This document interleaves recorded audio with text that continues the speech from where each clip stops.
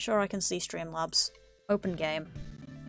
Wait a few minutes so it gets through all the starting stuff and get Kali's stream up while I'm at it. Oh, right. Pixis stream. Derp, derp, derp. Hello. Sorry, Chat I isn't forgot. connecting.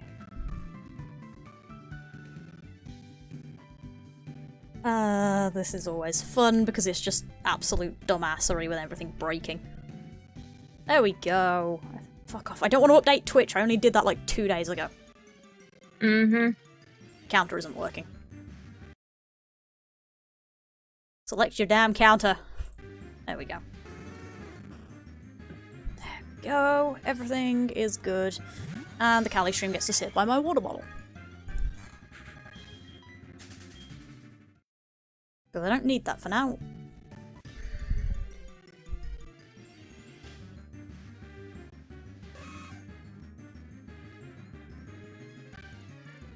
You know, we never really did get a proper figure out on this with the just before the stream. Are we ending it today, or are we continuing it into next week for the sake of the even number? Odd even number, I guess. The evenest odd number? Yeah. That is an excellent question. Part of me wants to be like, no, we should start the new one. The other part of me is like, but A chance. even number. Yeah. A chance, please, let me out of here. Like, legitimately let me out of here, rather than let me out of here because my game was being a bitch. Mm-hmm. My spine. My spine is a bastard. That's rude. And I've got took back to the waiting list instead of actually being ready to go for a hospital appointment at some point in, like, the next 2 weeks. So that's great. That's rude. Yeah, it's lovely. Absolutely the best feeling. My back has been being an absolute total just... I hate it. Yeah. It's like, oh, your chair is over 10 years old and has no padding anymore and no support anymore and it's just dead and you have no money? Great. Yay. Here. Be in pain all the time. God, that's great. Yeah, we love that. But yeah, no, mine has been a bit of a bastard, and it's great. Ow. Yeah. The worst part is I'm doing my exercises. Like, you'd think it would be a bit nicer. I know, right? Like, I've been doing my physio and laying on the roller and doing all that shit. Now, to be fair, I haven't been, like, doing anything with rollers or anything, but I've done my physio, and then I'm also doing my actual, like, stretchy exercises on a morning using the resistance bands on the machine downstairs, and it's like... You'd think it'd be a bit nicer, but no. You'd think. Just suffer.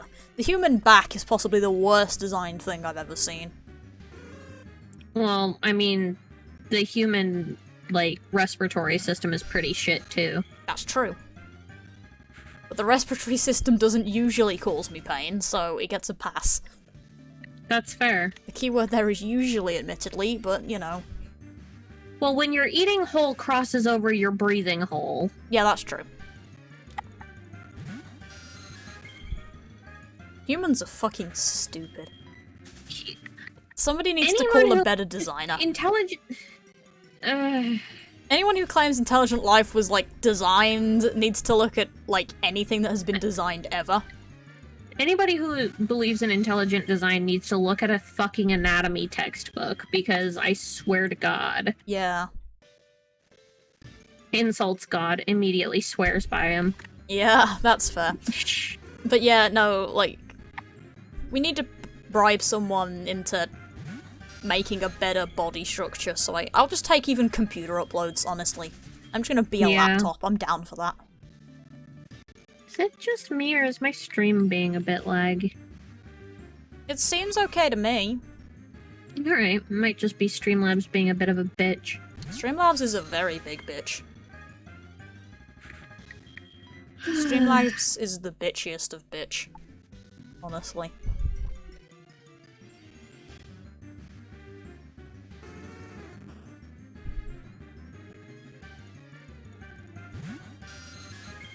I feel like the one problem with still doing this fucking game at this point is the fact that I'm genuinely, like, slowly running out of energy to hold a conversation over it. Because I don't know what to say to make this interesting anymore. It's like, that's one of the reasons I'm thinking of moving on, because at least then, like, if you're playing the game, I can guide you, or I can ramble about things that are neat, like random facts that are neat about the game that I'm only remembering because I'm playing it or something. Right.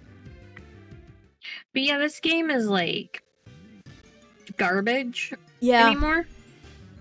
Yeah, it's gotten from the point of being fun garbage to less fun garbage. Yeah. Like, it's less garbage that I can talk over and more garbage that faintly makes me just want to go back to bed. A little bit, yeah. It's kind of just making me tired anymore. Yeah. So yeah, this is probably a good episode to call it quits on, isn't it? Yeah, probably. And then I have to figure out how to keybind the fucking reset buttons really quick for next time so I can actually do state resets instead of the fucking hard 2-minute ones. That's gonna be fun, because I've got to find where my Citra download went. Because I don't believe I have a fucking shortcut for that, because I didn't put one on the goddamn screen. Because I have. Incredible genius. You are a genius of unparalleled power. Yeah, clearly.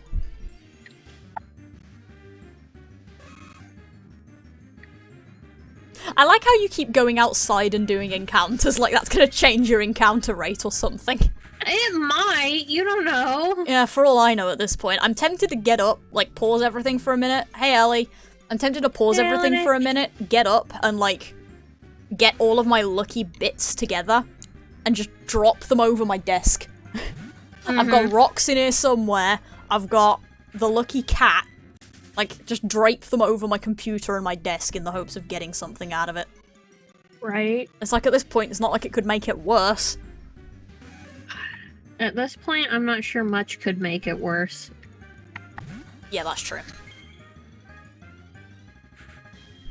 The thing is, actually, no, I just thought of something that would make it worse. Yeah? Both of our games crashing and corrupting at the same time. Actually, it was quite funny because I was about to say, now in theory, it could get worse because all the games corrupted or something. But even that wouldn't necessarily be worse because we'd just shrug and move on at that point. Right. Like, we've already decided that we're done with this fucking game after this episode, so we would just move along.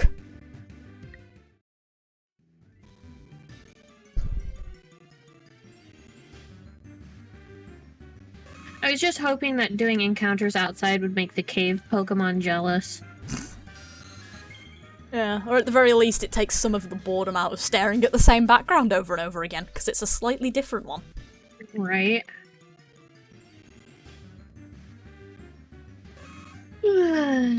Just give me a fucking green Zubat, please. I'll take anything at this point. I'm no longer hunting for something specific. I don't care. Just give me something that lets me leave the game. 8-minute SoulSilver episode, I'll fucking take it. I'll go play Voltorb Flip for the rest of the game. Actually, fuck it, I'll go beat the gym and go play Pokeathlon. There you go. It's not like I couldn't, it would take like 5 minutes probably. Grab the new Pokemon, beat the shit out of Whitney really quick, and then just go play Pokeathlon for the rest of the stream. I want that to be the cave Pokemon. Maybe. Who is that, Elenish?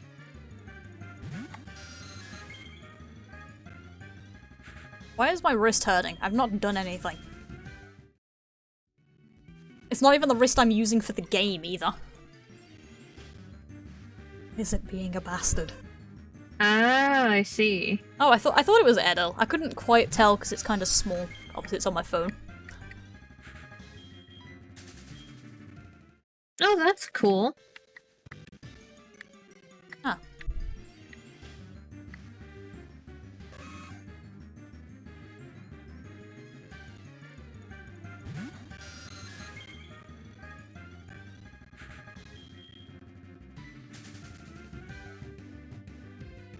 Fire Emblem is a game that I kind of want to play, but at the same time, I very much do not. I don't even want to get close to it because I hate those kind of games. That is relatable. I own Pokemon Conquest somewhere. It is the only like turn-based strategy game I've ever really played, and it is just cemented for me that I don't like those games. I am not good at them. And the worst part is that from what I know of the story, it's a really fucking cool game. Hey, Posse. Hey, Posse. It's like a really cool game, and it would be really fun, but god, I hate it. Yeah, that seems... I know, Elenish, right? Like, at this rate, I would be like level 50 or some shit. Yep. If chaining worked in this game. But sadly, there are no chaining. There is only random encounters and eggs. Because this game is pretty fucking historic, and for some reason doesn't have a Poke Radar, despite the fact that the last games before it did. Which I'm still really curious as to how the fuck they're gonna do that in the remakes, by the way. Yeah, that'd be interesting to find out. It's like, you have 3D grass. The grass doesn't have defined squares anymore. How does the Poke Radar work? Unless they're bringing back the squares of grass. But like, this game specific. Like yeah, it. It didn't look like it, so it's like, teach me how the Poke Radar works, please. I learned Unless it for they Gen don't 6. do it with Poke Radar and they do it with shaky grass instead, like they did in Black and White. Yeah, that could be cool. But I liked Poke Radar. It was kind of fun to do shiny hunts with. I mean, it pisses me off, but it was fun. That's fair. Oh, that actually would be kind of cool. Like the things in Gen 7 where they do the sneaky Pokemon in the grass that will hunt you down and stab you in the gut if you get too close to them. That could be cool. But yeah, no, Poke Radar chaining is fun. I'm just so glad that in X and Y it's well, in all games really, it's a post-game thing, because it means I won't have to necessarily consider it as an option for the badge quest. Because as much as I love it, it takes an hour to set up and it's really easy to break. Yeah. And also, you kind of need to hack the game to get enough repels. Or just be rich. Take your pick. Super rich. Yeah. The way I did it originally, before I had my my power save, was I put on the amulet coin and went into a mansion that's in the game that you can battle different levels of like trainers. So like they have different titles, and the lower, like the one title has 20 Pokemon, like level 20, and then the next one has like 30, and then the next one has like 40, and they have like more Pokemon as well. And basically I would walk in there with the amulet coin, beat everybody up, leave, come back, everyone would be different usually, so it's like I just went in there and killed everyone again. I just kept doing that until I was really, really rich, and then bought Pokeballs and repels until I ran out of money again. Nice. And then I went and did Poke Radar chains. That game hurts me.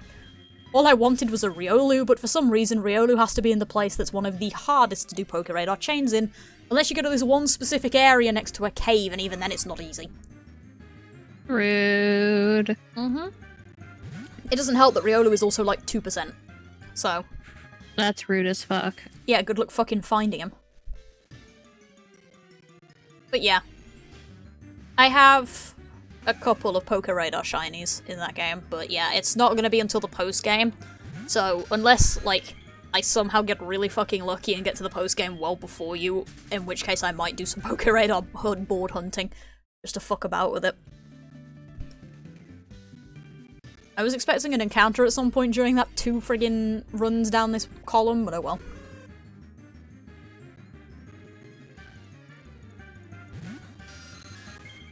But yeah, I am realising now that, yeah, this is definitely a point where we should stop, because my brain is just like, thank fuck this is almost over.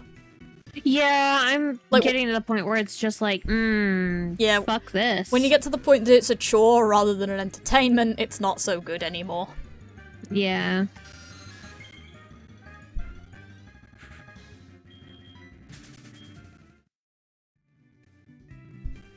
On the topic of entertainment, though, and me grasping at straws to try and figure out a fucking topic we can talk about while we just kill ourselves, so how'd you enjoy meeting my brother today? That was an experience. Yeah, he's it like was really fun listening to you two talk, because you went, like, hella British. Lovely. Yeah, he's like an ADHD fucking rabbit hopped up on everything. He has no attention span. He just rambles. Which you probably gathered from the fact that he joined the call to speak about one particular thing, and we ended up where we were. Without getting that story, might I add. I don't think we actually got to the point of having the story. Yeah. Because, yeah, he just starts talking and then just rolls with the conversation, and wherever his thoughts go, up until the point where even you don't know where we started anymore. Like, nobody knows where the fuck it started, and nobody really is sure how it's gonna end, but it's gonna happen. It was fun. It was fun. It was just also a disaster. Which, I mean, is fair, really. But yeah, that is what it's like living in this house, is, the best part, though, is the fact that we don't talk very often. Like, really, we'll sort of show up, have a few words, and then leave. We don't talk very often, so when we do start talking, it really is just a ramble train of just conversation. So it's always kind of interesting, because nobody knows what's going on here. I thought it was great. It was like, oh, is this what a normal sibling relationship looks like? Probably, okay. I don't know. I don't know if ours is normal or not, honestly. We're both weird. I mean, it was like casual and friendly and... Nobody tried to kill each other. Yeah. There were death threats, yeah, but nobody actually tried. God damn it, I keep doing that. Hmm? Oh, I keep accidentally double incrementing. Oh, that's fun. I never actually went back and checked my increment counter after last stream, but honestly, I don't care. Yeah. Like, what does it matter if I'm, like, a couple of 20 or so encounters out at this point?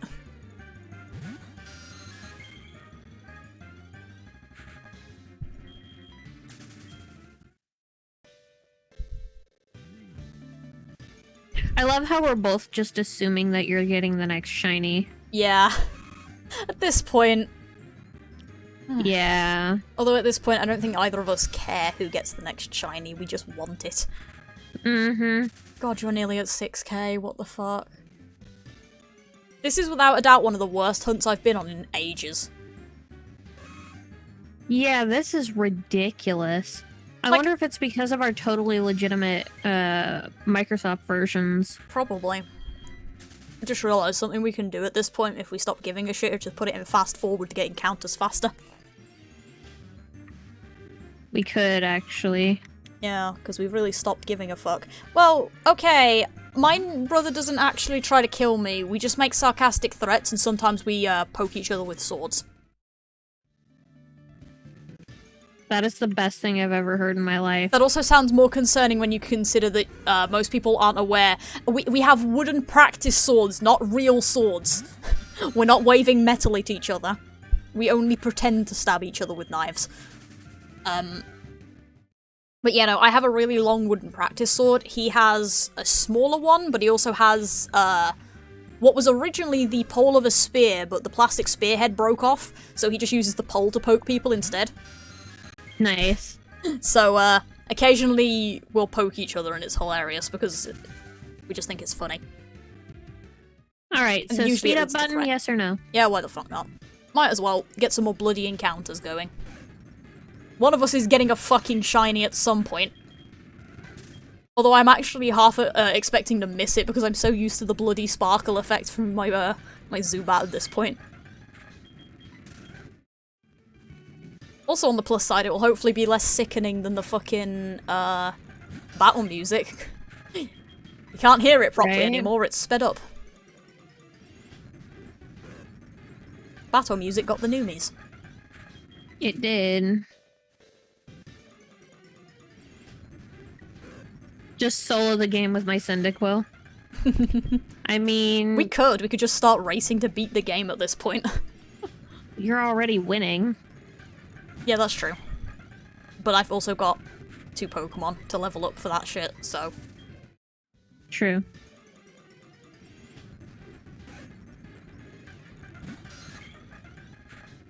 There's also the fact that I think I'd get caught into story stuff faster, and probably be more likely to die because I don't pay attention to shit. Eh. I'm really good at that, trust me. Why am I being atted? I always get concerned when I get atted when I'm streaming, because it's like, oh god, what's happened? It's probably the, that Discord that I'm in with the Sprinter role, though, because... Yeah. People at me, and it's probably just the Elenish. sprinter. Oh, sorry. No, go ahead. I was just gonna say, I would absolutely borrow your luck, but, I don't think I'd survive it. Yeah, honestly, same. My luck is bad enough. What the hell? Okay, thank you. You okay? No, there was just fucking a good, No like, encounters 15 seconds of no encounters where it was just like, excuse me. again? Ellie, have you just noticed that I'm here? Hi! Yeah, I exist. I think. But yeah, no, my luck is terrible. But yes, hi.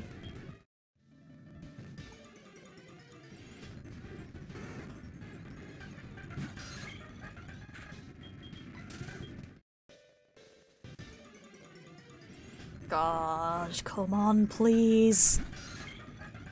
Let us the fuck out of here.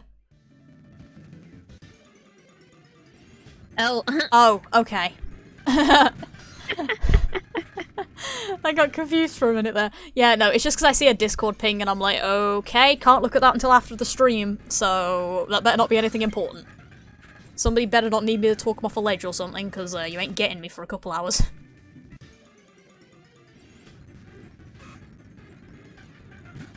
But yeah, no, it's probably not that important. It's usually, I think it's just the sprinter role. Because they're usually at it, and obviously I have that role, so I get pinged by it whenever somebody wants to do a writing sprint. Unfortunately, nobody in that place has a schedule that fits mine. Hey, Shard. hey, Shard. Because unfortunately I am in the Britain land, and then most people in that server that are doing sprints are in America. Or there's that one guy that's on a night shift. That's rude. It's like you would be in my time zone if it wasn't for the fact that you are the exact opposite sleep schedule. What is with this encounter rate? I don't know. I keep looking over at your stream and it's like, holy fuck, where'd your encounters go? They got eaten. They really fucking did.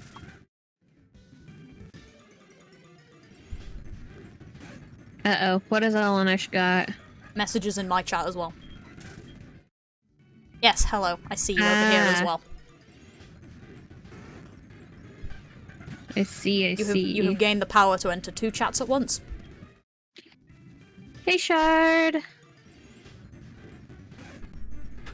Something is making funky sounds, and I can't tell if it's just because the game music is sped up to, like, death sentence levels or not, but it's kind of fun.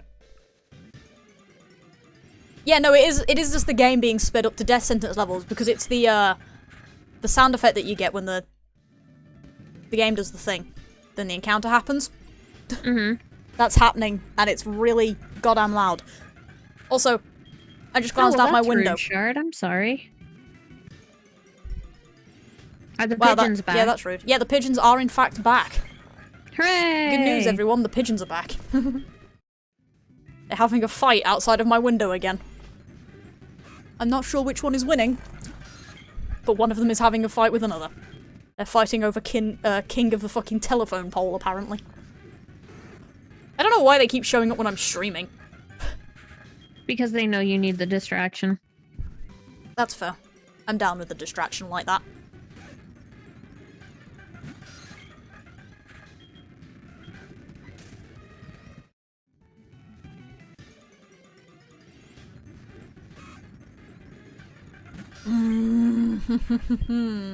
My will to live. On the plus side, it's been 20 minutes. Yay! The fact that we're, like, celebrating that it's been 20 minutes instead of being like, holy shit, it's been an hour already? Yeah. Yeah. This is definitely a stream that needs to be stabbed, unfortunately. Mm-hmm. Yeah, a lot more open to noticing the pigeons while doing this, that's true. But yeah, hurrah, 25 minutes. Hurrah! Escaping. Yay. Yeah, this stream is... This game, rather, yeah, not the stream. The stream is fine, it's just the fact that this game is killing us so hard that we've run out of conversation topics. Like, seriously, what the fuck can we even talk about during this at this point? Because my mind's gone blank. Fuck it, what would you do if you were suddenly as rich as Jeff Bezos? Oh, that's a good fucking question. If I suddenly had that much fucking money... Now, I'm not gonna lie, but the first thing I would do is put it in the bank, like some of it in the bank to try and make more money off of the interest. And the reason for that is because that way I could live off the interest and do whatever the fuck I wanted with the rest of the money.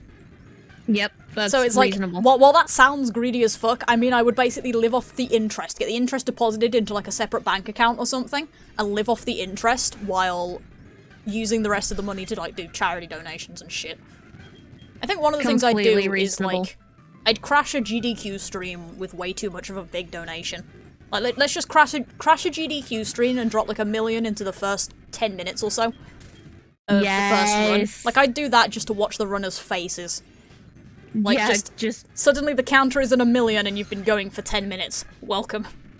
God, that would be fucking hilarious. And then I think the next thing that I'd do after that, like, aside from running around, like, finding random good charities online and dropping, like, 100,000 on every single one of them, is I'd go to a bunch of small streamers on Twitch. Like, find good, like, really good small streamers, ones that, like, deserve to kind of be going a bit bigger with this sort of thing. Like, I don't want to say, like, deserve the money because, like, you know, but, like, everyone deserves money, but yeah. But, like, find a bunch of streamers, like, really small-time streamers, and just drop, like, a couple grand into their stream and just be like, you're doing amazing, sweetie, use this to get some more, like, equipment or whatever.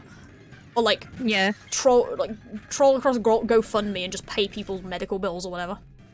Jesus Christ, yes. Like, that's pretty much what I would do if I suddenly had that much fucking money. And then at that point, because I wouldn't know what to do with the rest of it, so just, again, it would start going in bank accounts to live off the interest and use on the, as that way. Right. Possibly then I would also write something with a riddle in it and say whoever actually solves this gets, like, a good chunk of it into my inheritance or something. Right. But basically do the fucking Ready Player One game.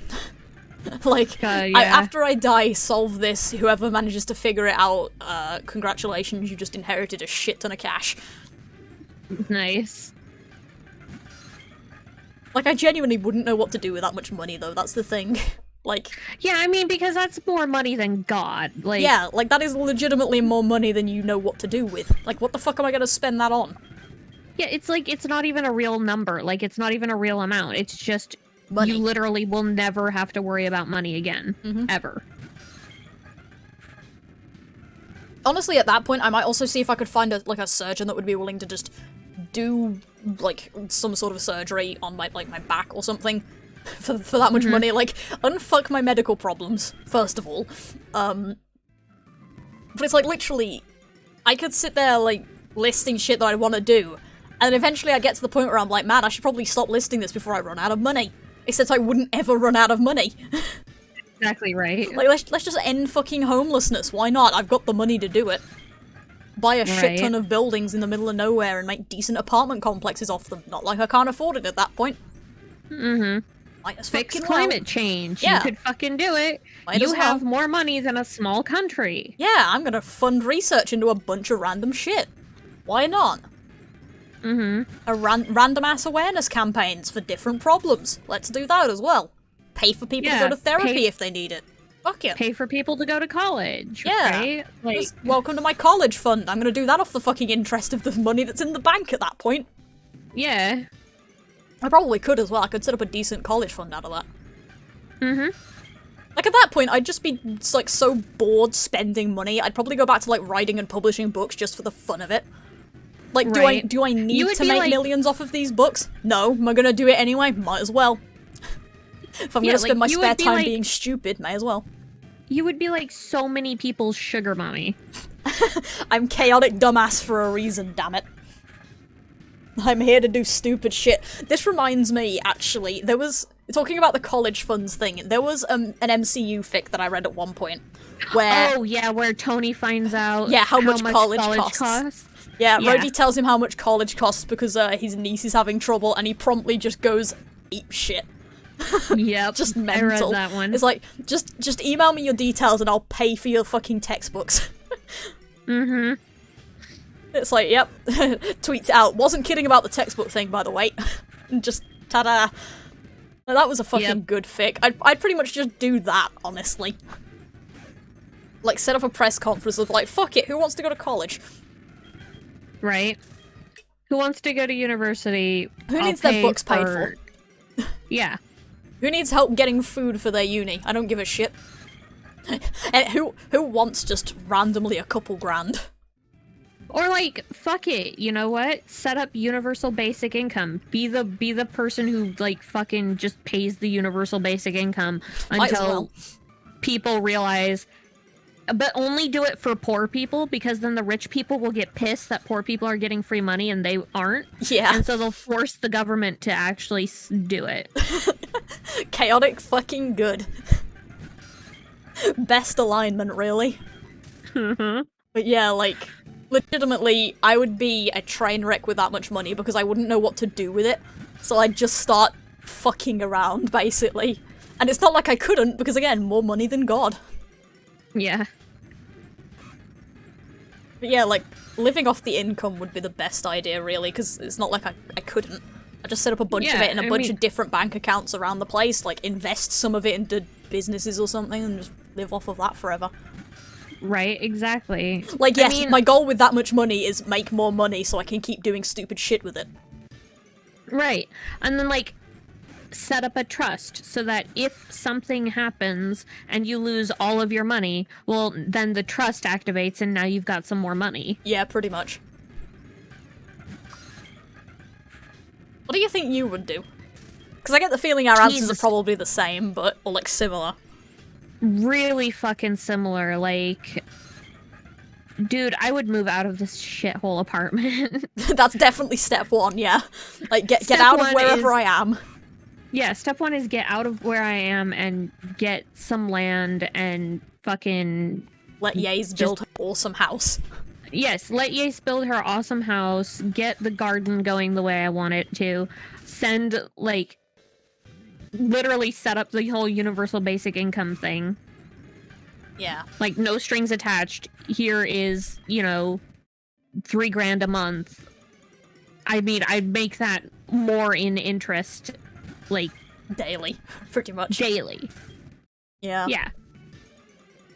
I do genuinely like that my first answer is, I'm gonna make more money off of this money, because that way I can keep doing stupid shit. Yeah. Like, businesses, I want to make more money off of this money so it can sit around making me more money and doing nothing. Me, I want to make a shit ton of money so that I can use all of that money doing stupid shit. Yeah, no, like literally, the first thing would be slap it into a bunch of bank accounts and live off the interest. Yeah, let it exist. Mm-hmm. And, like, funding scientific like research what and stuff. Elenish was saying, get out of this country, buy a house.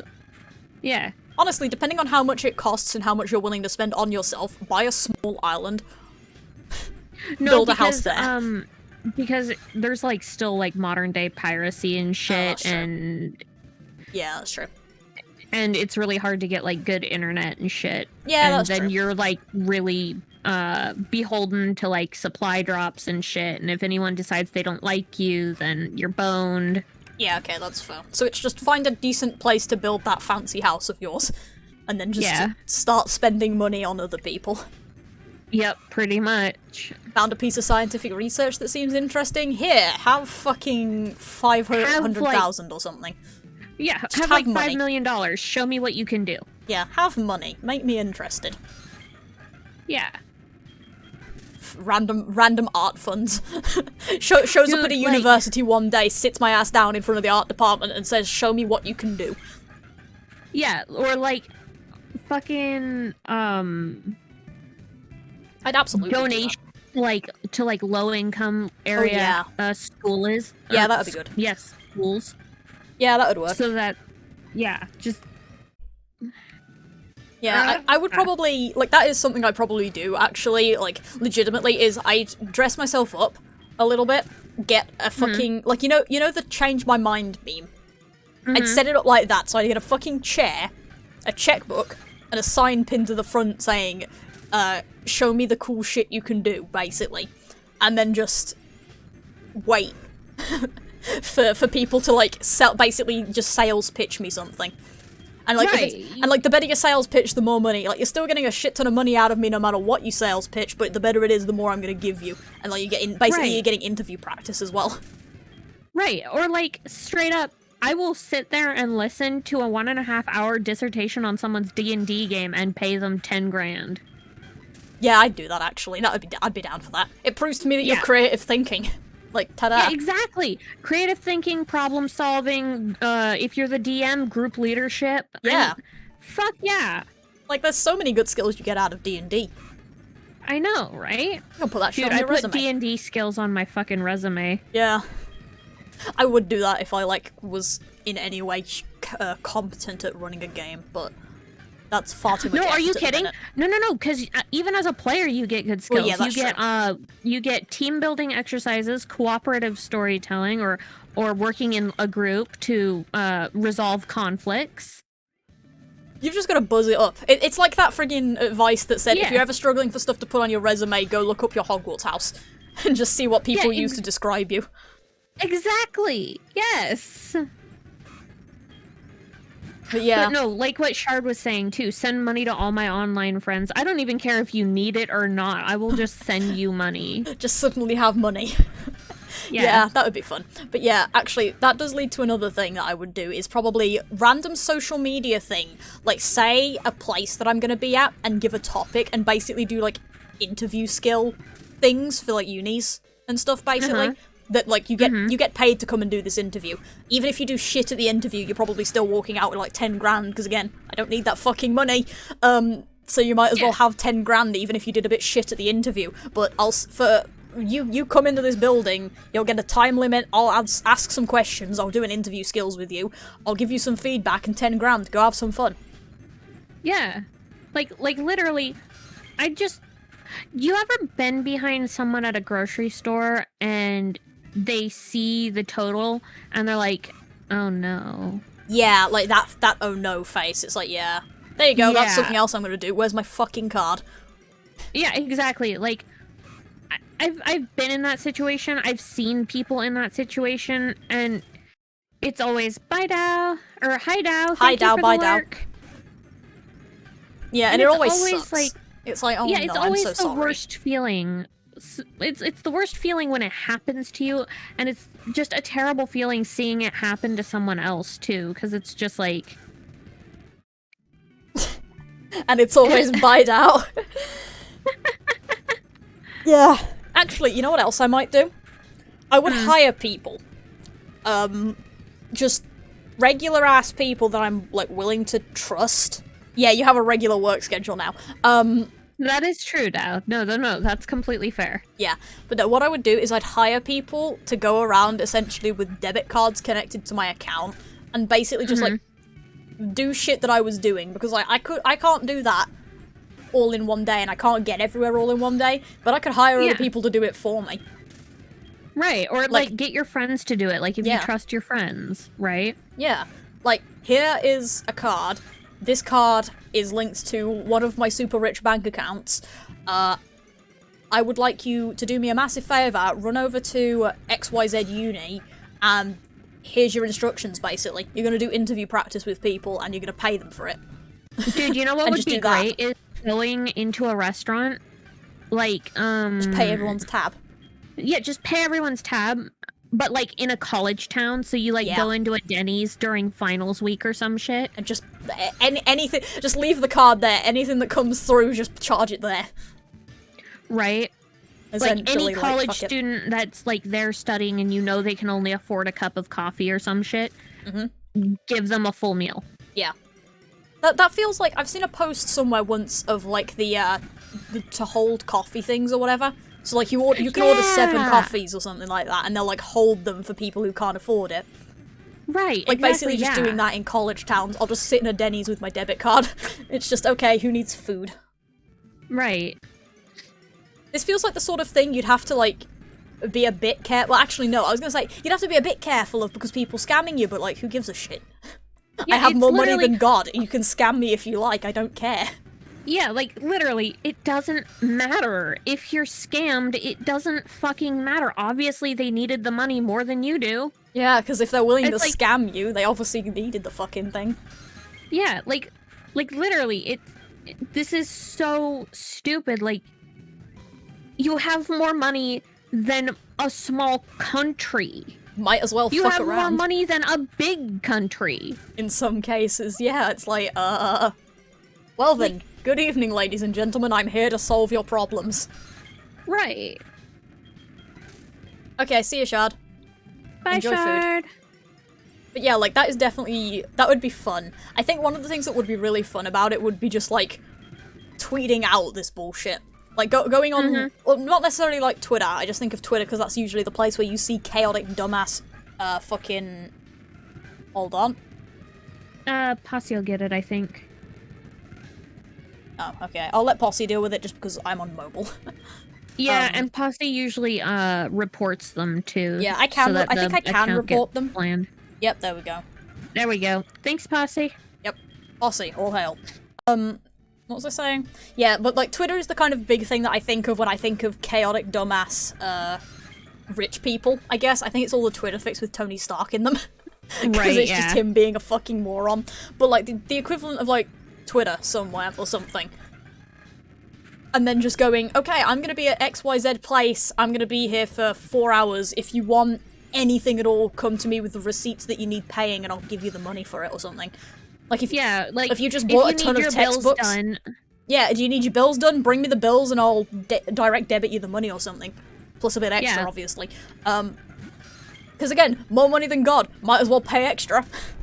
Right. Like, there's no reason to just limit myself to, oh, you have a $600 bill that needs paying? Well, I'll just pay the $600. Like, you might as well just fucking add a couple extra 1,000 onto the end. Yeah, just add a couple of zeros onto the end and pay their next, like, 8 months forward or some shit. Yeah. It's like, who gives a fuck? Might as well. But yeah, like... Yeah, it doesn't matter, because you're never going through all of that money on your own. Not ever. Yeah, it would literally just be like, I am going to be sitting in this park with a hat. Would you like things paid? Yes. Come here, then. Right, the thing is I'd probably also inevitably make a game out of it at some point, because I'm that bitch. I'd be like, I'm gonna be here, and I'm gonna be wearing this outfit. Find me and have 600,000 or something. Like, just have a fuck ton of money. Like, here, I'm sitting in this park. I have a briefcase with me and a hat. If you can take a roll of money out of the briefcase and land it in the hat from 10 feet away, you get to keep whatever you threw in. Yeah, and obviously the rolls are just $100 or something. Like, $100 bills wrapped up into, like, a couple $100,000 or some stupid shit. Yeah, right? Like, here, you want to play? Like, I would have to make a game out of it at some point, because as rude as this seems, I'd probably get bored eventually of just fucking around paying people to do things. But, like, at the same time, I don't think I'd ever get sick of just, hey, I'm fucking bored. Would you like money? Here, have some money. And just watching people's faces. So there's this guy on YouTube called Mr. Beast. Yes, I've seen that guy a couple times. Yeah, have you seen the anything you can fit into this triangle I'll pay for? Oh, yeah. I have seen a couple of, like, a bit of that, yeah. Yeah, like, that would be fun to do. Exactly, Posse. Like, at the minute, we're just talking about the ridiculous idea of literally having more money than most countries. But, like, even like, just if we suddenly got Jeff Bezos' entire fortune. Yeah, like, if that guy popped his clogs and somehow we were named the fucking... the only heir in the will, like, sort of thing. Yeah. Like, in that case, like, what the fuck would you do with the money? And it is literally just fuck around. Yeah, and it's like, yeah, exactly, Posse. Even a little money can help. It's just that when you have that much money, you might as well go with a lot more than a little money. Right, and I mean, for so much, it's like, literally, imagine just walking up to a homeless person and just handing them 50 grand. Yeah. I mean, you can't, because then they'll be taxed for it, because, like, the maximum you can give to a person is, like, without taxes is, like, $13,000, but still. Yeah, like, hey, Septile. So yeah, like, maybe any of my fuck around money would be limited to below 13,000, but in a way that it's like, well, there's nothing saying you can't come back and try again. Or there's nothing saying that you can't have me just pay for your shit. Yeah. I mean, because paying for somebody's shit doesn't count as a gift. Yeah. So it's like, you need food? Well, I'm going to pay for a shit ton of groceries, whatever you can fit in your apartment, I'm gonna pay for it. Like, take me to your apartment, show me what sort of space I'm working with, and then we're going shopping.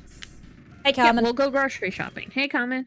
Like, yeah, I'd like- do that. Like, you need a good Yeah. suit to try and get a new job? Come on, then we're off to the tailors.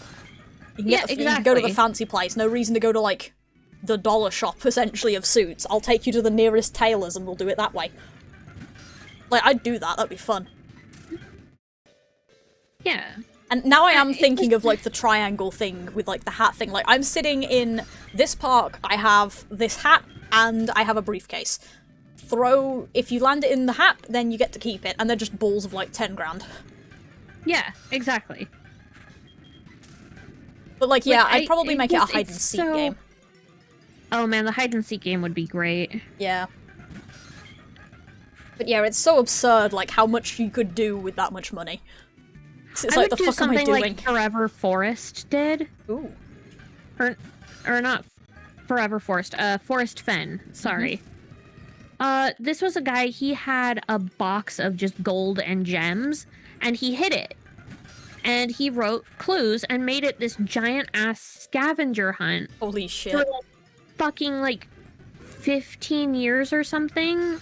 Jesus. I don't know, it was like 7 to 15 years, something like that. People were looking for this treasure. Well, somebody found it really recently. Oh, that's cool. Yeah, and so it's, like, super cool, but he just basically said whoever finds it keeps it. Yeah. Right? I'd probably do something like that, but I think mine would end up being more on the lines of, quote-unquote, metaphorically twittering. I am wearing this particular outfit today, and I'm going to be somewhere in this location within about 5 blocks. If you can find me, then you get, like, whatever the fuck I'm carrying in my purse today. And it's just that my purse is carrying, like, a shit ton of stuff. Right. Or what about, like, going on a subway or a train or something, and then just casually leaving behind, like, I don't know, some really expensive piece of jewelry or a wallet full of money with a note on it that just says, if you find this, it's yours. Yeah. Yeah, that is one of the things, Posse. Like, you've got to be careful of fucking assholes about it. But, like, honestly, being the chaotic cryptid would be hilarious.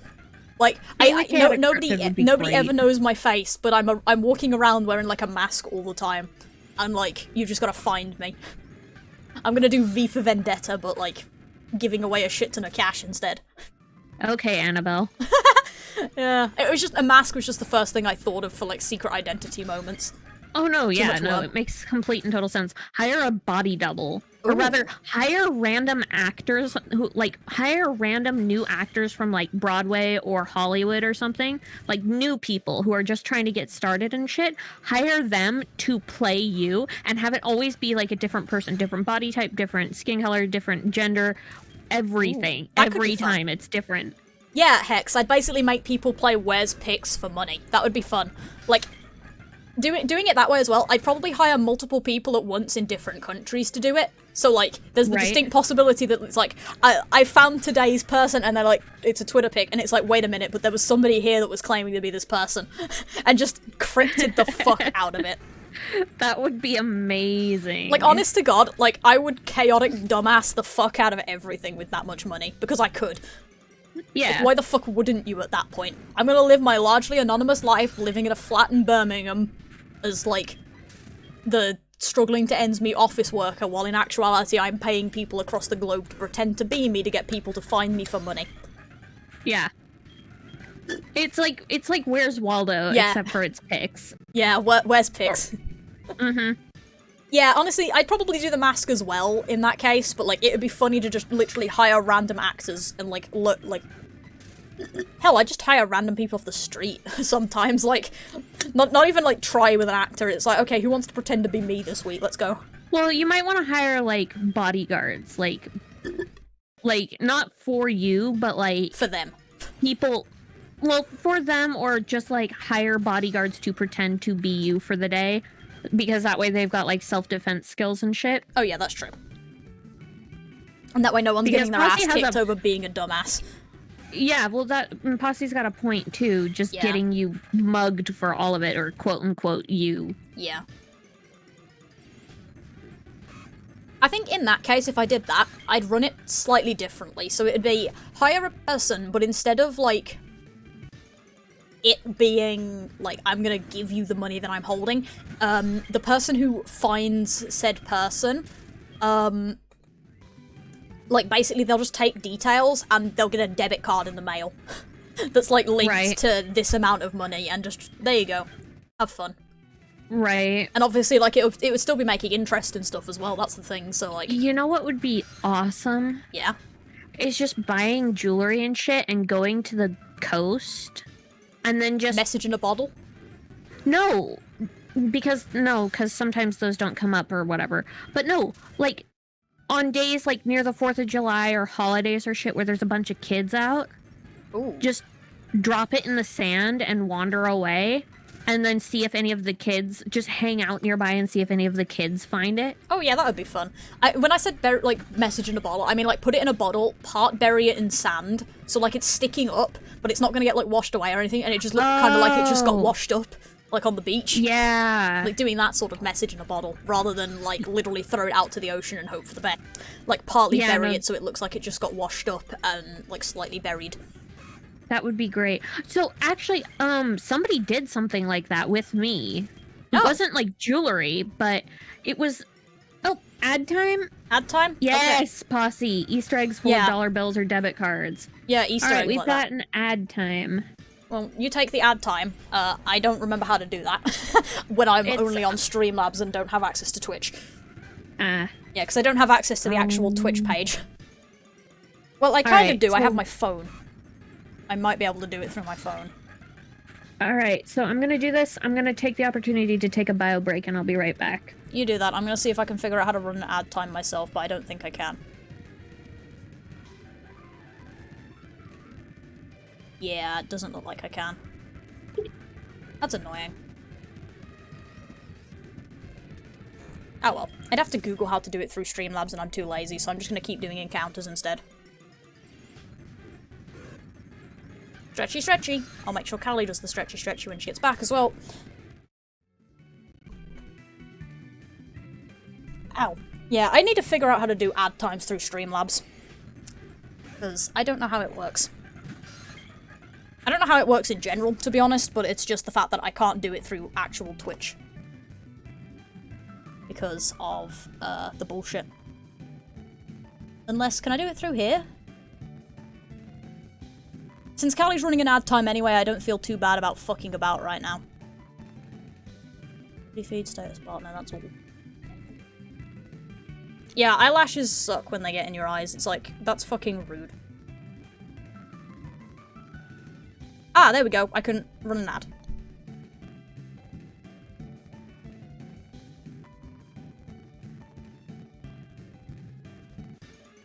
I'll keep doing encounters for the recording. No. Hey, I figured it out.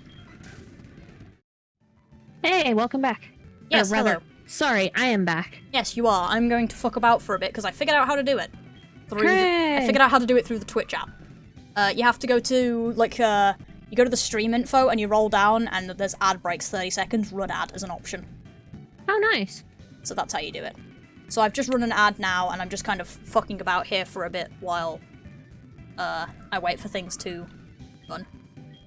It says 30 seconds, so in theory it'll be done by probably about now. But, yeah. It does seem to be, yeah. Okay, swanky. Back to the encounters. I was like a subscriber still. I don't know. Yeah, I don't know either. That's always a good question, isn't it? Who's subbed and who isn't? But yeah, it was only like 30 seconds, I think. Oh, so. And Carmen said stretchy, stretchy. Yes, Carmen said stretchy, stretchy. I was about to say, and then I forgot. I was about to say something else about the money thing as well. But yeah, like doing... Oh yeah, no, you said something about message in a bottle. You do that. Back to that. Because I don't want to take over. No, you're fine. It's just, a few years ago when we were homeless, we went to the beach because we were living near the coast. Or living out at the coast because it was cooler in the summer, so it was better to do that, or stay out there than it is to stay inland, so we wouldn't fry in the car. Mm-hmm. So we went to the coast to let Mickey run around a whole bunch, because he likes to chase the seagulls and stuff. And as we were going back to the car, I found this little porcelain totem figure thing. Yeah. That somebody had just made and then just put down on a rock, standing up, so it was like watching for someone. And apparently the guy who had made it stuck around to see who would find it and just kind of like listened to me freak out about this thing because it's so ugly, but it's so great. Like, I'll show you a picture of it after stream. I like the mental image of Callie going, "Holy shit, this is ugly and adorable," and I love it. While this guy is hovering in the background laughing. That's basically what happened. I didn't see the guy there at all, but Yace was like keeping an eye on him and was like seeing if he had left it on purpose or if it was something that he had dropped or something. And apparently it was something that he just left on purpose because as we got in the car to leave, he got on a bike and rode away. And it was and Yace was like, I don't know what the fuck just happened, but... No, Yace was like, I think what it was that was just the end bit of a piece of porcelain that he didn't have anything to do with, so he just made this thing and brought it out here to leave. That's amazing. Yeah. But yeah, like, now that we've said this as well, it's kind of brought back my stupid idea of, like, if I ever get really good as an author, because obviously I want to be an author, so, like, if I ever got rich enough to do this sort of like, any sort of weird shit as an author, like, I would, because it would just be funny to me. Because it's like, I've been... Yeah. Obviously, as a uni student, I deal with, like, a lot of other uni students, and there's a couple of them that are going back for their masters this year that I've been talking with that are, like, really worried about being able to handle, like, living next year, essentially. Like, they've got, like, flats with other people and stuff, but, like, they're like, well, I'm gonna need to find a job to be able to have any hope of actually being able to get through the year, sort of thing. And it's like, right. I'm so sorry, because it's like, student finance isn't enough, basically, for them. Right. Because obviously the rent and everything as well. Yeah, and it shouldn't... Going to school shouldn't cost so fucking much. Yeah. Septile, that's just how it works now, apparently. It or you can have in-stream ads, essentially, where the ad will play, but it'll keep the stream going, so you can kind of watch it a little bit. I don't know why it does that, but that's a thing that happens. Yeah, and it's not so bad in England, because we have the student finance department for the entire country, and you apply and you get money based on, like, your income and stuff. So, right. I get, like, quite a bit of, because you get your entire, like, actual course paid for. The course is paid for at the uni, as long as it's not, like, above 9,000 or something, but I don't think you can, the unis can actually set their course costs at above 9,000. Or 9,300, something like that. So that student finance will always pay the actual bill for the study for 4 years worth of study. So 3 years and a master's year, in, like, my case, because my course is a 3-year course. If you're doing it full-time, it might be different if you're doing it part-time, they might pay differently or something. But, like, essentially, then, depending on, like, what your parents' income is, and, like, or, like, the income of yourself, if you don't live with your parents or whatever, it'll pay you an extra amount of a maintenance loan, depending on, like, where you live in the year. So if you're living at home with your parents, then you get paid the least amount. If you're not living with your parents, you get paid a bit more. If you're living with your parents, but you live in London, because that's a really expensive area, you get a bit more. And then if you're not living with your parents, living in London, you get, like, the most. Right. Essentially. And that's called the maintenance loan. That's the bit you actually have to pay back as well. You don't pay back... Well, no, you pay back the actual, like, university cost, essentially. So those 3 sets of 9 grand you'll pay back, but you don't pay back the maintenance loan. The maintenance loan is chill, from what I understand. And you only pay it back if you're above an amount of money, so it's like 26 grand a year. So if you're making 26 grand a year, you pay 10% of that back. Right. Essentially, or something like that. So it's really, really nice in this country. But even then, like, you're still paying for your flat, and any transport and stuff, and your food and everything, and books that you need, and if you need a computer or whatever. So you are still paying for quite a lot. It's just not as astronomically evil as the US is. Yeah. Because you're not having to deal with, like, the actual school costs as well. Yeah, and I don't know who decided to make schools for-profit institutions, but whoever it is should have been drawn and quartered. Yep. You could probably still do it. Let's be honest here, necromancy has a reason. Yeah, right? Let me just find the necromancers.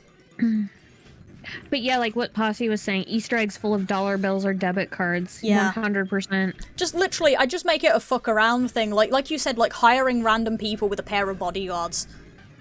Essentially, like, I'm gonna go to small town Broadway in London, and I'm gonna pick a random person out of that fucking Broadway. I'm gonna approach them after the show and go, "Hi, do you want to fuck with some people?"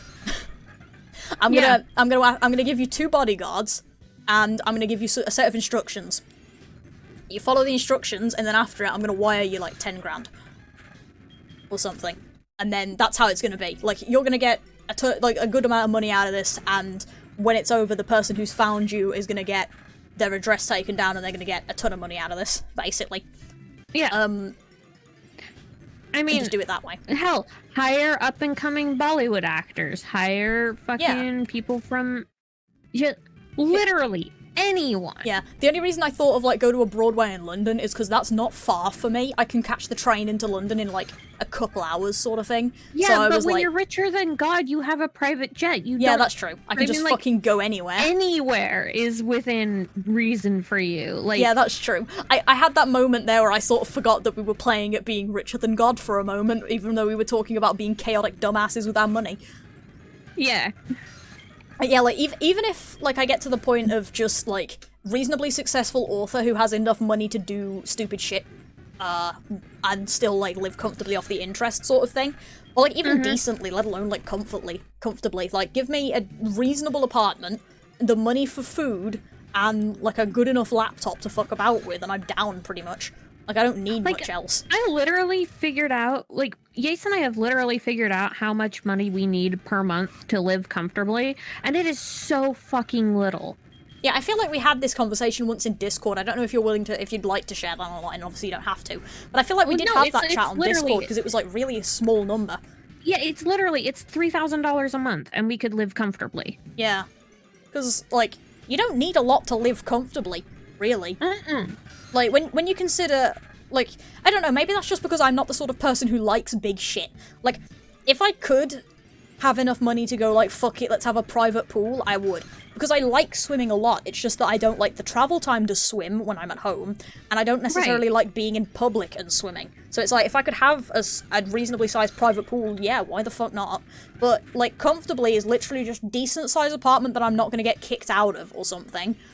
Yeah. Decent sized kitchen, room for food, and, like, food in general, and then, like, a decent computer so I can keep doing my streaming, because I find that fun, and enough time to write, basically.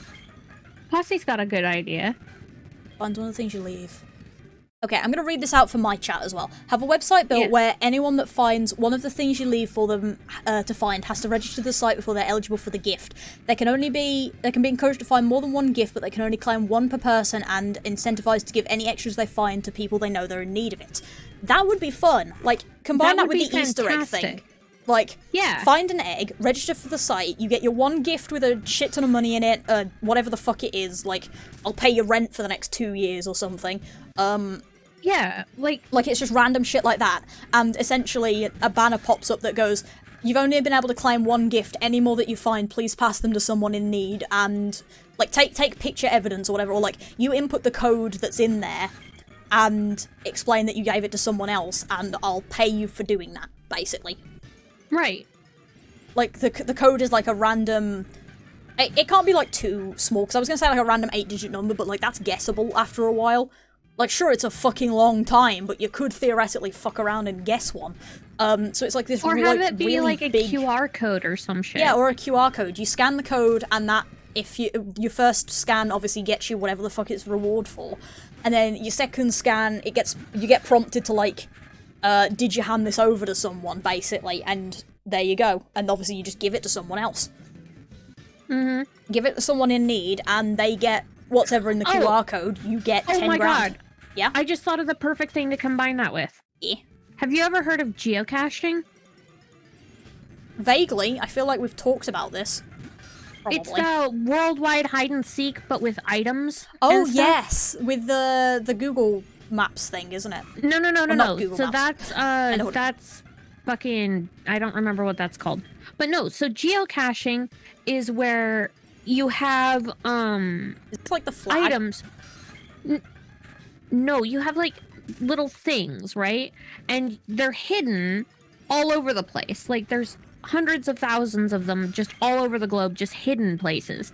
And you go on the geocache website or app on your phone or whatever, and there's hints that lead you to where it is. Like there's a picture taken from standing right next to the thing.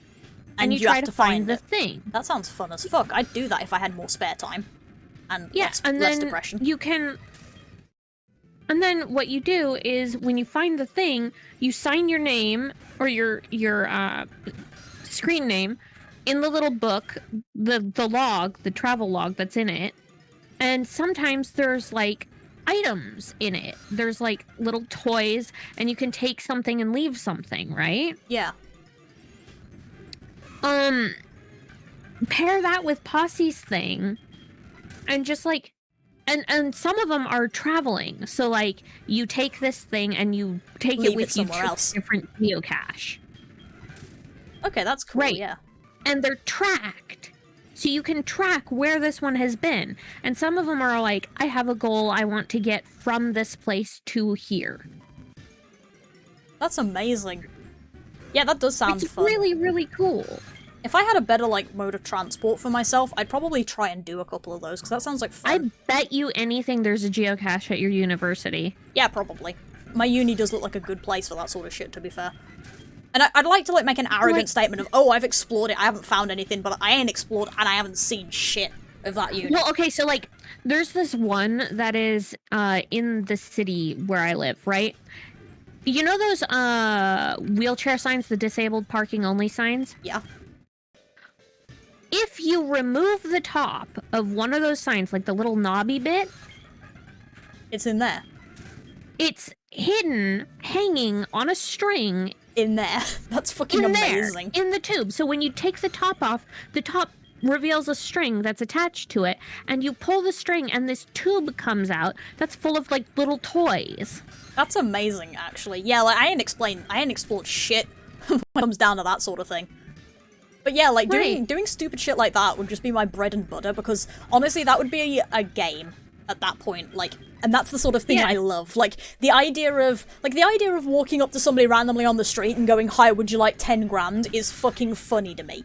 The idea of sitting my ass down outside of a university like a meme and going, I'm gonna give you people practice interviews and like 5 grand for all of your interviews. Like, you come down, you sit down, you pitch something to me, and depending on how well you did, I'm gonna give you more money. But you're always gonna be walking away with a good amount of money. Like, that's funny as hell, because the idea of, like, these students sitting their asses down and doing a practice interview, knowing that no matter what, they're walking out of here with money, and they're gonna be walking out of here with advice. Like, that's funny to me. I love that. Right. But the idea of just going on Twitter or whatever the fuck and going, hi, so I've left something, here's a picture of the vague area that it's in, go find it, is just like, welcome. Or, like, because the idea of just joy. Yeah, like, I went to the university one town up, basically. There's a geocache there. You have to talk to somebody at the desk of one of the actual departments. Oh, wow. And they've got the geocache. That's great. I want to know who set that up, because I want to shake their hand. Yeah, so it's like, and that's not really uncommon. Like, there are geocaches in places where it's like, you have to talk to this person and ask them for it. Get over your anxiety, damn it. But yeah, like, that sort of chaotic dumbassery appeals to me so much, because it's like, I love finding things. I hate doing it sometimes, but like, when I'm actually finding it, it always reminds me, like, fuck, this is why it's worth it. And amusingly enough, it's part of why I still shiny hunt, because I hate shiny hunting sometimes. It drives me nuts because I'm so bored doing it. But I find the thing and I'm like, oh yeah, that's why it's worth it, because the joy of finding out sparkly is like, ah, that's great. Hello, Shern Gaming. Right. We're talking about what we'd do Shern if we got rich as fuck. Yeah, we're talking about what we would do if we suddenly inherited all of Jeff Bezos' money. Yeah, because we're just really bored doing these, so we start talking about random topics for an entire stream, basically. Although usually it's more jumpy than this. Then again, I suppose that's what happens when we actually have a conversation topic, isn't it? Rather than us just babbling. We've been on money for like an hour, pretty much. An hour now. Yeah, I mean it's a good topic to be fair, because all of this stuff is fun. Yeah. But yeah, like I always get really entertained when I find things, because it's like, oh yeah, that's why it was worth it to sit down and look for this shit. So the idea of literally just setting hordes of people off on a massive adventure to find a thing based on a picture would be just great. But yeah, literally just join the geocaching website and just when you take something, just leave like $100 behind. Yeah, just leaving money randomly around, like in places. Just become a cryptid, basically.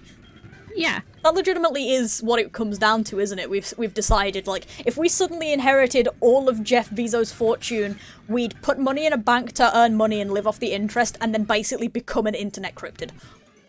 Yeah. Like, donating money to charity and shit for sure, but most of the time it would just be us fucking about and paying college students. Yeah, or like, literally, you know those holiday markets, like the farmers markets and shit, where everything is like, just go in and just, like, there's a holiday market in my town, right? There's a holiday market. It goes from like October through December, like through Christmas, right? Yeah. There is this booth that does, okay, there's two booths. There's one booth that does handmade leather work. Ooh. They're gorgeous. It's absolutely beautiful. And another that does hand-spun yarn. Hand-spun, hand-dyed yarn. That person. You know I would go in there and just clean them out. Yeah, that I'd be down for. Like, that's the sort of thing, like, as we talk about this, I'm getting more and more ideas for stupid shit we could do. And like I say, like, we've just talked about what we'd need to live comfortably, and literally it is half-decent apartment that isn't, like, it isn't likely to collapse in on us or something and doesn't have, like, necessarily shitty neighbours. Like, hell, I could even deal with shitty neighbours if it's decent enough. But, like, good internet connection, get me a computer good enough to be able to stream still, like... Yeah, exactly, sure. And just exist, basically. Yeah, building a giant game collection would probably happen as well, but it's like, literally, I'd set myself up to be able to stream on basically any console I wanted, and, like, good internet, good enough computer to be able to do the streaming, and then never have to work in a day in my life so I could write all the time if I wanted to, and then just live, basically. As long as I have decent heating in the place, and it's not, like, gonna be too warm or too cold or something, and... It's not got, like, Move to mold. Sweden so that we can live in the apartments next to Oxy and Tenno. Oh yeah, that's true. Oxy and Tenno have put too much bloody work into the Operation Kidnapping to be completely disregarded like that. Plus Sweden is pretty. Yeah, it's pretty, it's cold, it's got like the same general climate as where I live currently. Yeah, although currently it's hot as fuck for some reason because global fucking warming. But hey, global warming is another thing that goes on. Yeah, like rent a giant... exactly, Potsy. Yeah, like doing something like that. Just like, I'm gonna rent a shit ton of apartments and y'all can just move in and I'll pay for it. Like, let's do that. No, like not even rent, just buy the apartment block. Oh yeah, true, just buy it. Like, honestly, I'd probably do something like that in college towns. I'd find, like, apartment blocks that I could buy them, do them up, and just go, congratulations, here's your low money or low cost, housing. Student housing, your low-cost student housing, yeah. Because especially in the US, you fuckers are already paying enough for your college without having to deal with this shit. Also, shoutouts to the 420 I just missed. Oh, shit. Yeah, I had 420 for a moment there. Yep. But no, like, yeah, like, student housing, it costs, like, fucking $800 a month for a room. Are you kidding me? What the fuck? I'm not kidding you. I was looking at student housing a while ago because I was trying to find a cheap fucking apartment, and I thought maybe the student housing would be cheaper. It's not. No, it's not. It's not like they've got quads, and like it's literally like $800 for a room. Jesus, mine was $130 a week, and that was like the room and also the kitchen area and stuff, and obviously all the kitchen utilities and stuff is paid for in that. Right, I mean, like, it had access to, like, a kitchen, and it had access to a gym and a pool and yeah, the gym and pool stuff cost a bit extra, but it was like 80 quid for the entire year if you were living on site.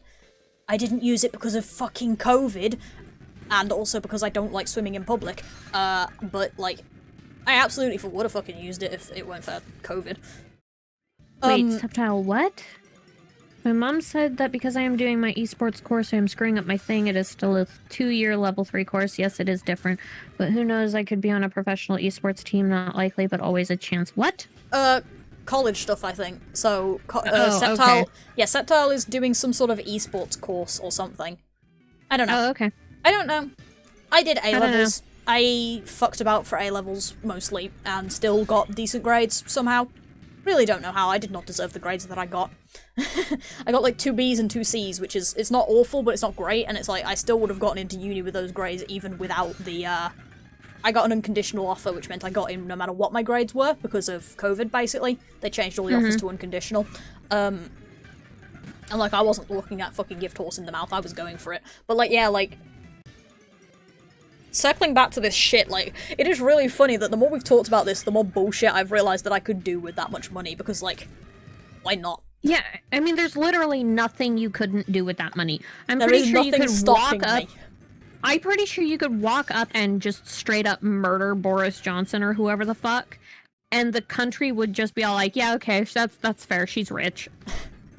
Yeah, probably, honestly. But, like, yeah, just the power to be that fucking chaotic is something I really would love.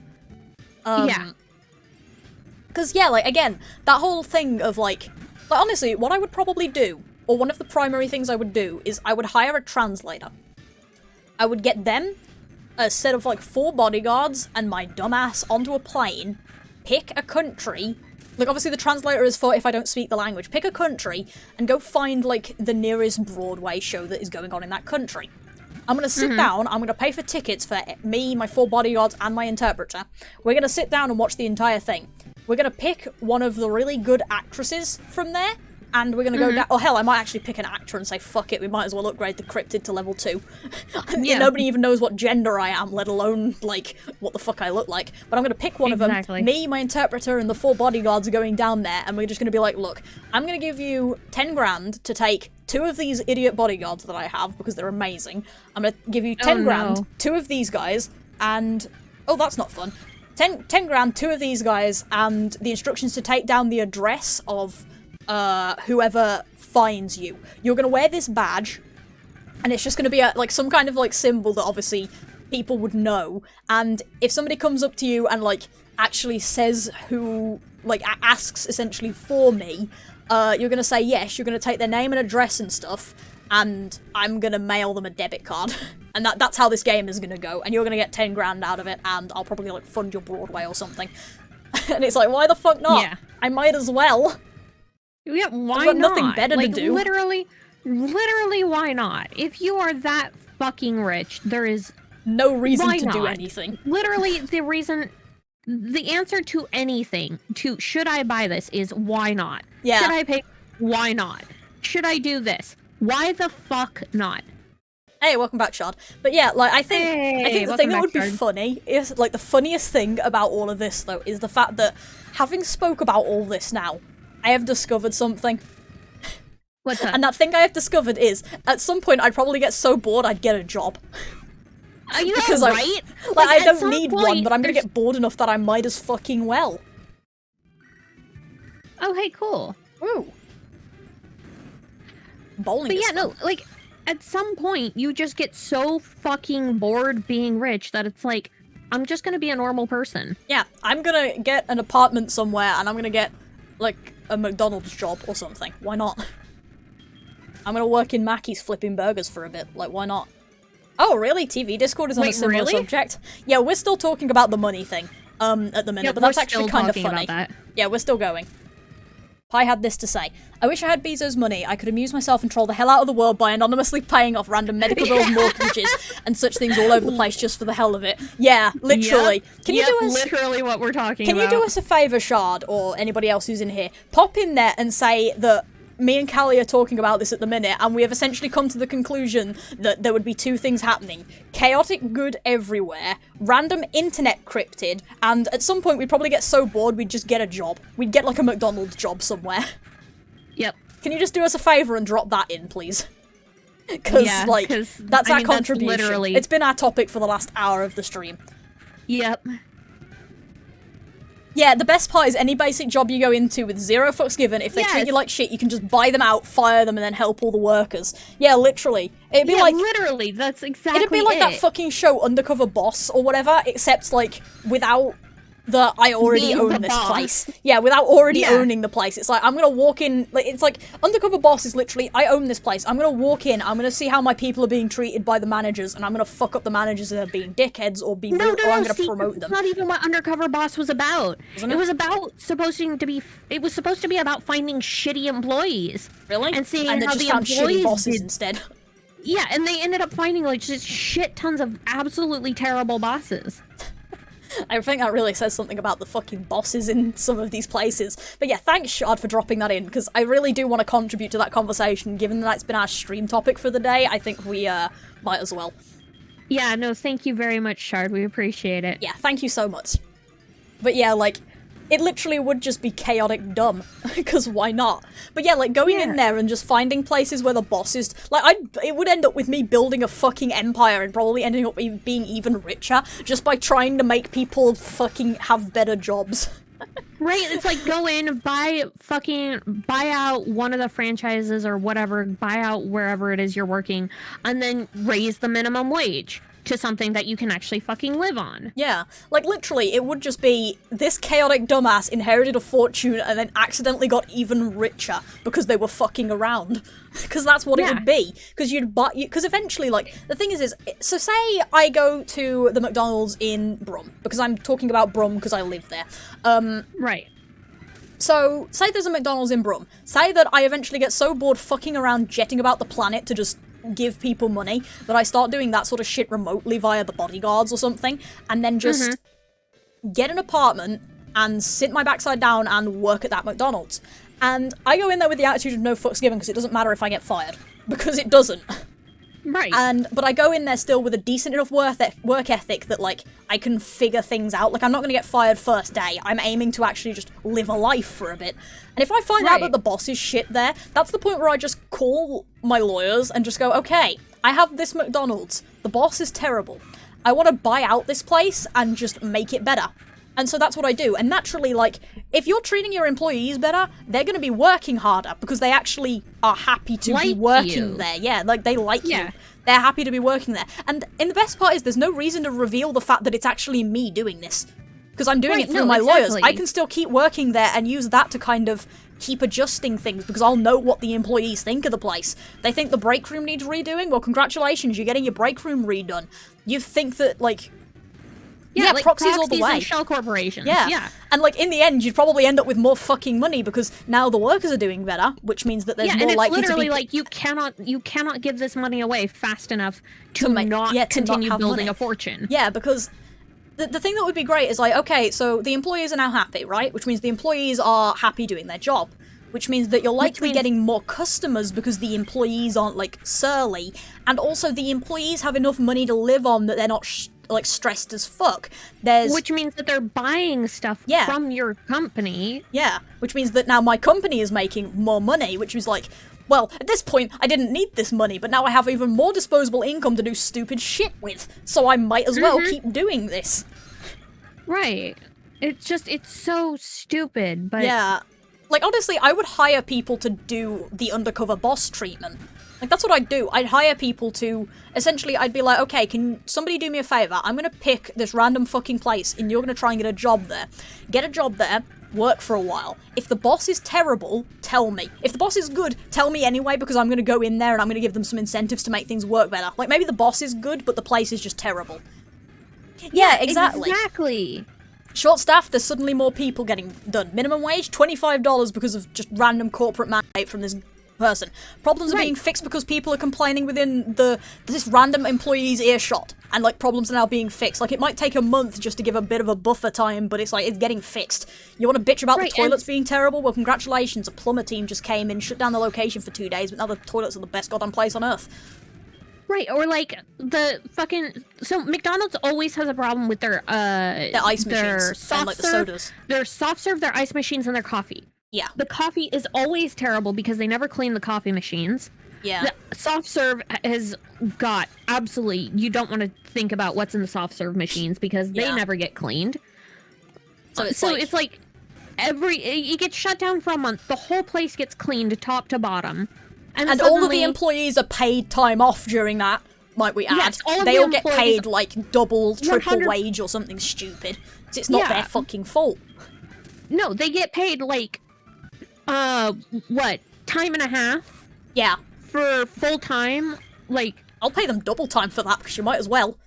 Yeah, you might as well. So double time for this month-long, essentially, vacation that they're getting, while this whole place is being overhauled.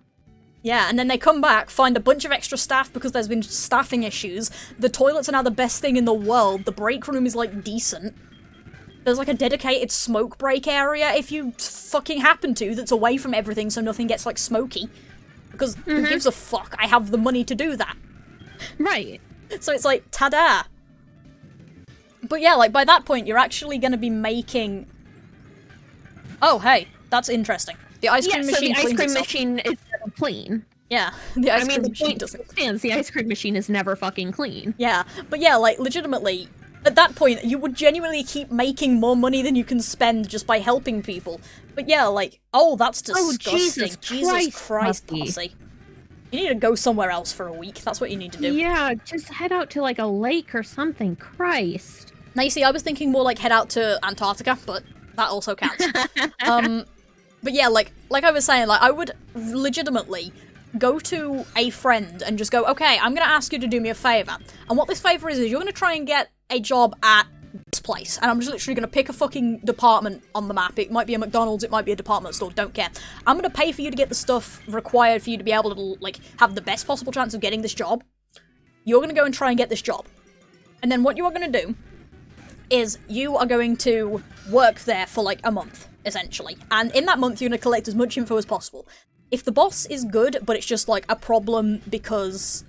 Like, obviously I'd be picking the places that are a bit shitty, as it were, but it's like, if the boss is good and the problem is just with corporate, I'm gonna buy it from above them, keep this person in the manager position, and basically just go, congratulations, I'm here to make your shit better, and just funnel money through this good boss, because you might as well keep the good boss.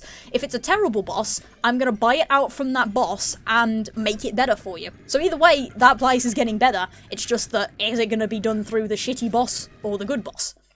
And I just pay people to do that, like, just go get a normal-ass job for, like, a month, and just funnel me the complaints required. And, like, if you can do me the favour of hanging out for a couple months after the takeover to just tell me, like, how things are being, taken, especially if I have to get rid of a shitty boss. Like, if you can do me a favour, just hang about for the next, like, 2-3 months. Just keep this job.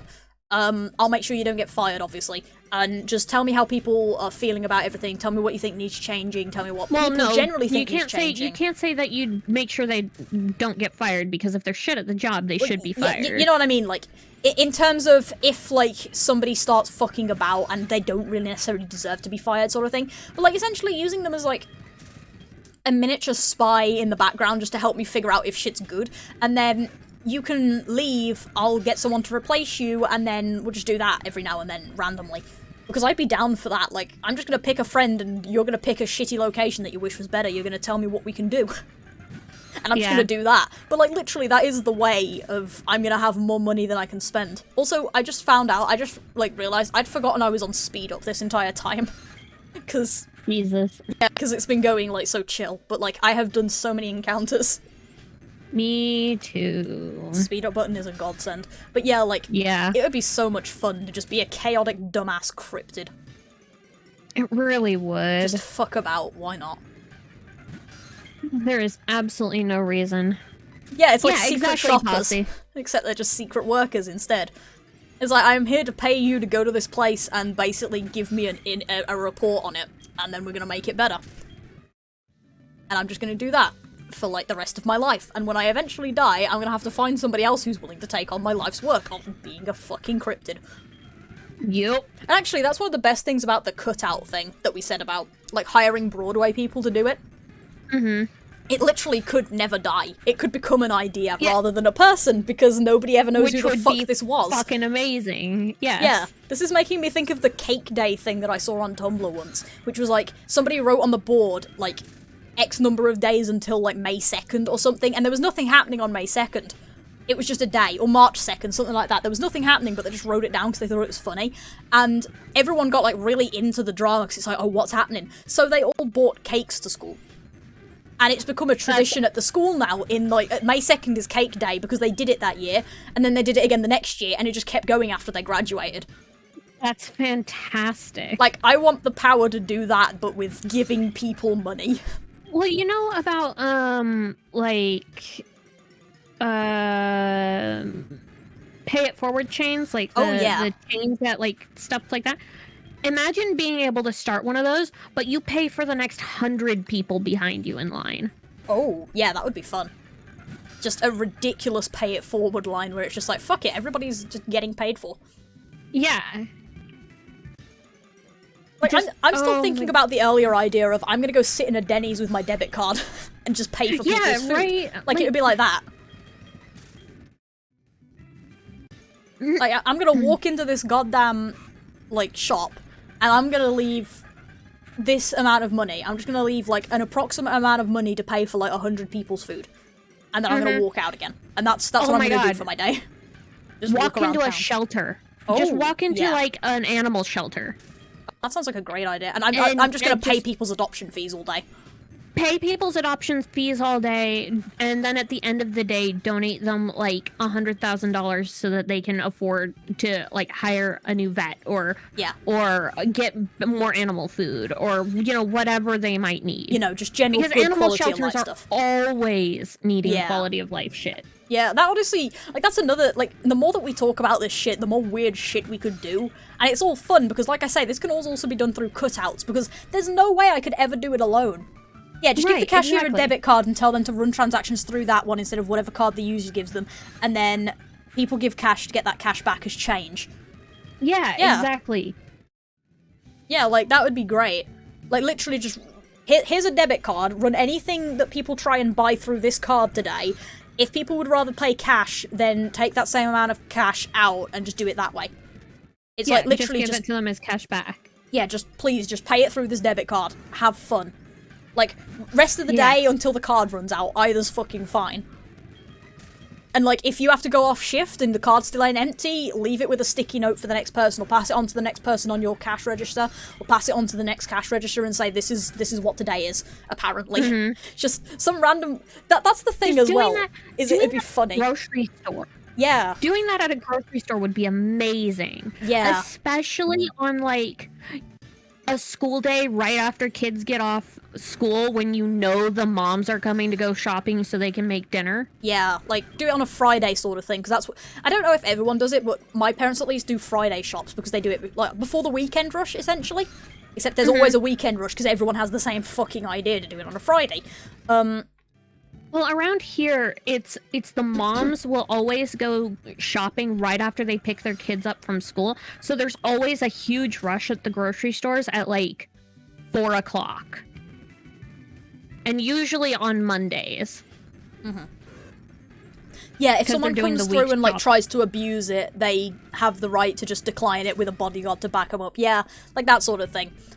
The thing is, though, is, like, I almost wouldn't care. Like, if somebody wants to abuse it, they might as well. I've got the money to let them. Yeah. It doesn't matter. Yeah, it doesn't matter to me if you're abusing this shit. I have more money than God. I literally could just let people come through and abuse the fact that I'm doing free money, essentially, because it's like, why not? I have so much money. Yeah, it doesn't fucking matter. Like, please, go ahead and scam me. I don't care. Yeah, and at that point, people just feel bad for trying to scam you, because it's like, they don't even have to try to scam you. You're scamming the free money guy. Like, what the fuck, dude? Yeah, you're scamming the free money guy. Well, why are you scamming the free money guy? That's stupid. You're not literally not him. scamming anything. Yeah, it's not. It's so stupid. Yeah. But honestly, though, like, that level of cryptid is something I would aspire to in life. Like, the idea of walking into a grocery store in, like, plain black clothing, like, bored-ass drunk teenager clothing, essentially. So, like, sweatpants, a black hoodie with pockets, like, sunglasses, and there's headphones and a cap. Like, the cap is under the hood of the hoodie, and there's headphones in and everything.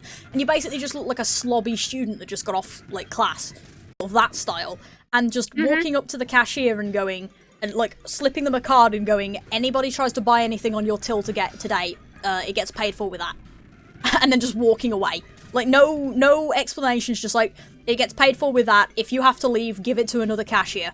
And just keep going until the card runs out. You have to talk to the managers about it, because otherwise obviously they wouldn't really do it. But yeah, like talk to the manager ahead of time, but literally just that level of cryptid would be funny. The thing yeah, is, that's true, though, Posse, but like... I mean, the thing is, though, is... Like, okay, they're trying to take as much as they can. Well, great, but it's not like... It's not like we're taking care of the taxes for you. You still have to take care of the taxes for yourself. So if you take $100,000, you're being taxed on $100,000. If you take and go and get $100,000 worth of groceries, well, now you have $100,000 worth of groceries to deal with. Good luck with that. Yeah, good luck with the storing. It's literally the consequences of your own actions. Yeah, like, you're gonna fuck yourself over faster than you're gonna fuck me over. Yeah. Especially because, again, like, I drop, like, that much money onto that, right? If I have a load of different bank accounts running interest all at once, or even just one with good interest or whatever, like, I'm making more money than I'm gonna be spending on those cards, honestly. Yeah. Because I could probably, like, if I... How much is fucking Bezos worth at the minute? Like, 2 billion? Bigger than that? Who knows? It was mentioned in the it was mentioned in the TV channel earlier, which might be why they were talking about it. Because they were talking about how much money that guy... Yeah, they were talking about how much money that guy would have to... Like, or how much time that person would work at minimum wage to be able to afford that. Yeah, that is true. Limit like, on supplies. Okay, yeah, he's worth $196.9 billion. Yeah, like, what the fuck? I have that much money. I can drop so many of those debit cards that, like, I wouldn't feel it for forever. Like, it just wouldn't matter. Yeah, to be fair, limits on supplies and stuff is also true. That's true. That's true. So, that like, is maybe, true, Posse, and... like, talking to the manager and just being like, anything up to, like, $100 worth of groceries is getting paid for. No, because $100 worth of groceries is really not that much. It depends on where you're shopping, to be fair. Well, like, going to, like, the bulk food place, like, Winco, $100 worth of groceries will feed us for a week. What the fuck, really? Okay, at my little on-site uni shop, which is actually, I think, more expensive than the normal, like, supermarket stuff, I was spending, like, maybe a tenner. Like, 10, 15, maybe 20 a week. And that was a week and a bit of food, usually. And that was with me getting tempted by the snack aisle, usually, because I was buying chocolate on the way out and buying shit that I didn't really think I needed. And that was, like, it for a week. And, like, fair enough, I get, like, different diets and stuff, but, like, what the fuck? That's without trying to buy, like, fresh fruit and veg, Oh, that's true, yeah, because I didn't really do that sort of shit. No. That's with us not buying fresh fruit and veg. It's more expensive to buy fresh fruit and veg. This country scares me slightly. What the hell? Yeah. Like, to be fair, like, I didn't do fresh fruit and veg, like, that's fair. But, like, I was never spending that much money, and this was on the on-site uni shop, which, from what I understand, is usually more expensive. Yeah, they toss away food in order to keep the food prices up, that's true. Yeah, which they really do, and it's... disgusting. Yeah, that's disgusting and horrifying, and... I hate it. I want to stab the US. There you go. That's another thing you can do with that much fucking money. I'm going to take over the government. No, are you kidding? With that much fucking money, you buy out the fucking grocery store chains. Yeah, exactly. That was kind of the joke. I'm just going to take over the country. Yeah. Might as well. Again, what am I going to do with this much money aside from hostile? Well, actually, it's not even a hostile takeover at that point. That's a passive takeover. I'm bored and have 6 billion fucking eternities worth of cash on me. Yeah, like, literally, $196 billion. That is... a genuinely upsetting amount of money. I'm not gonna lie. I don't even know how to process that as an amount of money. I know. It's literally imaginary. Yeah, like, yeah, to be fair, like, a lot of that money is probably working and it's invested and stuff, and it's like, to be fair, that was one of the first things I actually said, was I'd take that money, I'd shove it in the bank to make more money. Because the more money I have, the more money I can spend fucking about, essentially. And that would be my entire thought chain. Like, the more money that I have spent in random-ass investments that's making me more money, the more money I have available to be an absolute dumbass. Right. Because I could. And again, but like, Jeff if I'm Bezos buying isn't up random... being an absolute dumbass. He's doing shit like making a yacht for his yacht. He is being a dumbass, but not in the fun way. Yeah. Like, he's being chaotic dumbass rather than chaotic good dumbass, and that's fun. He's being, like, lawful evil. Yeah, probably. But yeah, like, legitimately, one of the first things I do is shove as much of that in banks and investments as I can, because that way I can, A, live off of the interest, and B, have more money to be stupid with. And then, the rest of the time, I would be wandering about, making treasure hunts out of cash, giving people, like, interview advice at universities and paying them to have that happen, hiring random Broadway actors and giving them bodyguards, and letting people go on a scavenger hunt to find them in order to get a debit card sent to them.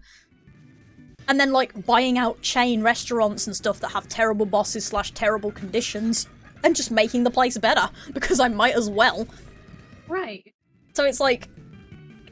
it's so it would all just be me being an idiot, and probably making more money out of it, because, like, if I'm buying that's what money does. Yeah, that's what money does. When you have that much money, it just when makes you have more that much money. money, it just makes more money. Yeah, it's so stupid. But yeah, like, genuinely having that much money to just be an idiot with would be a blessing, and probably also a curse. What the fuck is this because encounter rate? Yeah, that's a good question. I don't have a repel on. What the shit?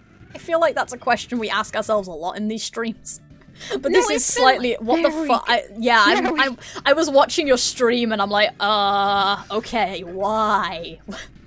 Like, I was just looking at it like, it just kept going. But yeah, like, that much money would be both a blessing and a curse. A blessing because I could be exactly what I want to be with my life, which is a massive cryptid. But it would be a curse because actually trying to, like, handle it. Yeah, exactly. That's the most frustrating part about this. He could be doing this, and he's just not. Be. And he just isn't, because that's not how rich people think. Mm-hmm. It's so... Like, that's one of the things about getting money or winning the lottery that terrifies me. Yeah. Is I'm afraid if I ever get that much money, or if I ever win the lottery or anything, I will suddenly become an asshole. Well, here's the thing. You have poor friends that would ground you. That's... Yeah, no, that's completely fair. You have poor people friends and experience being poor. These people don't have that. As much as some people are all like, oh yeah, self-made billionaires or whatever, it's like, no, this motherfucker got a start bonus from his parents. No, and like, I mean, didn't Bezos make Amazon in his mom's basement or some shit? No. I'm pretty sure that that's a rumor, and also... Actually, no, that might be the Microsoft guy. Yeah, no, sorry, I think that's the Microsoft guy, whoever the fuck that is right now. Bill Gates? Yeah, Bill Gates. That they have that thing of, like, made it themselves. It's like, no, his mom, who owns or is, like, really high up in some company, got that company to hire Microsoft for stuff. Yeah, like, potentially more profitable. Yeah, because if I make... Go ahead. If he increased the... Okay, if he increased the average wage of an Amazon warehouse worker to $30 an hour, there would be less turnover, which means less hiring bonuses, which means more people working better. If he gave people the proper breaks that they're supposed to have and decreased the quotas, productivity would go skyrocketing. The people that work there would be able to afford to actually buy shit from his website. So, like... In the end, it's recycling the money better. Yeah. And again, like, going back to our thing of, like, I'm gonna go to this McDonald's down the road, I'm gonna find out if the boss is shit, and if the boss is shit, I'm gonna buy it out, make it better, and just have this as a subsidy. Like, I'm probably making more money off of that McDonald's in a couple of years than I spent buying the fucking thing. Yeah.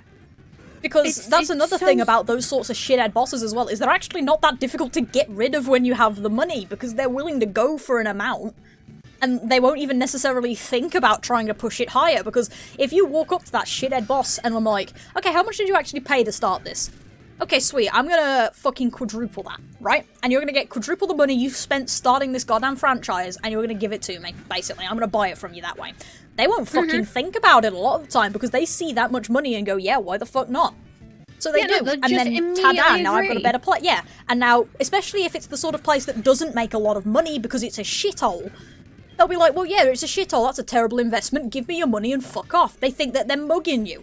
And then you shut it down for a month, you pay everybody double time for a full-time worker, whether they were a full-time worker or not. You get the entire place done, and then... Jesus Christ. Alright, so he was born with a silver spoon in his ass. Yep. But yeah, like, you just pay him, like, time and a half of full-time wage. You turn the full-time wage up to, like, $30 an hour or something fucking great like that. And it doesn't matter if they were working full-time or not, they're getting that double rate. So they're getting $60 an hour for just existing, essentially.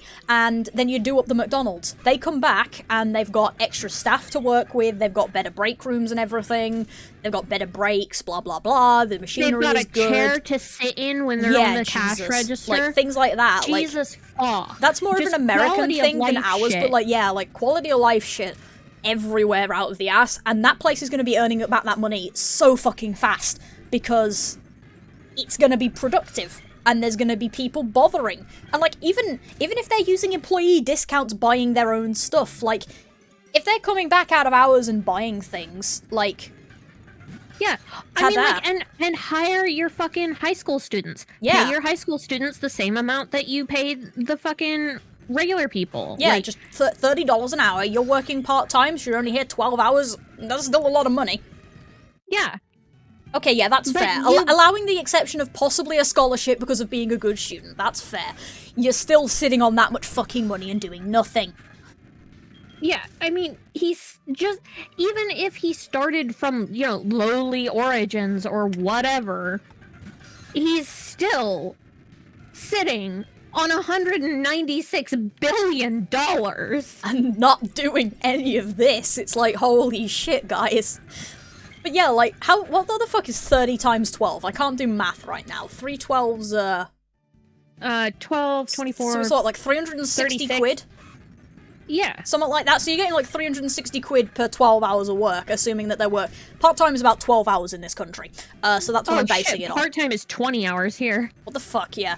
No, all the part-time I've seen has been like 12, 15 hours when you're looking at student jobs, that is. Because people will take into account that you're a student and you have school.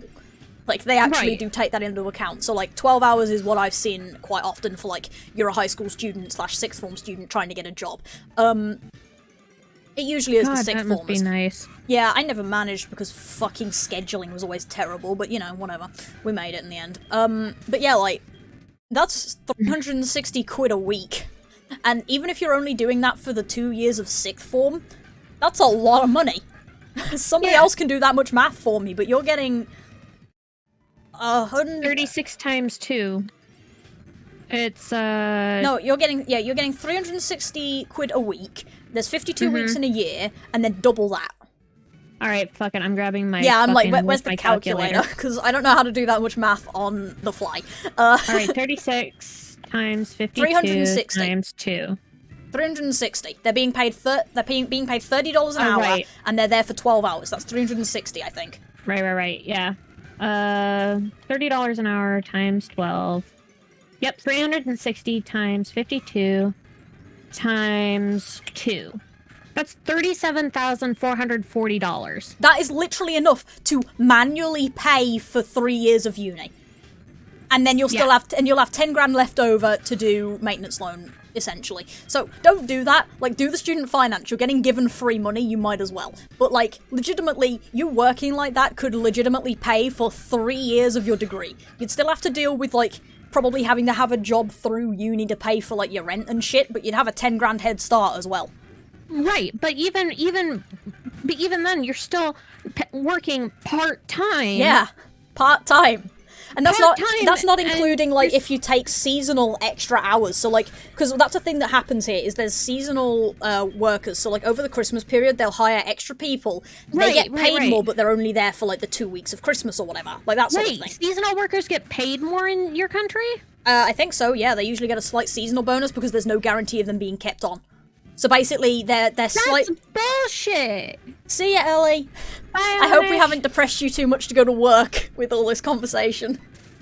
But yeah, like, I think they do. I can't remember if it's like they get a seasonal bonus at the end, or they get paid more. Like, it's either they get paid more, or the end of their employment gets a seasonal bonus if they don't get kept on afterwards. But it's something, it's one of the two. We get neither of those, well, that fucking sucks, yeah, that's awful. But yeah, like, it's a thing, from what I understand. It was why I tried to get, like... Jesus fucking Christ, Shard. That's definitely not, like, low-class origins, no thank you. No. Yeah. Like, technically, forgive me for this, but I call Kali, like, low-class origins, as it were, if she suddenly got this much fucking money.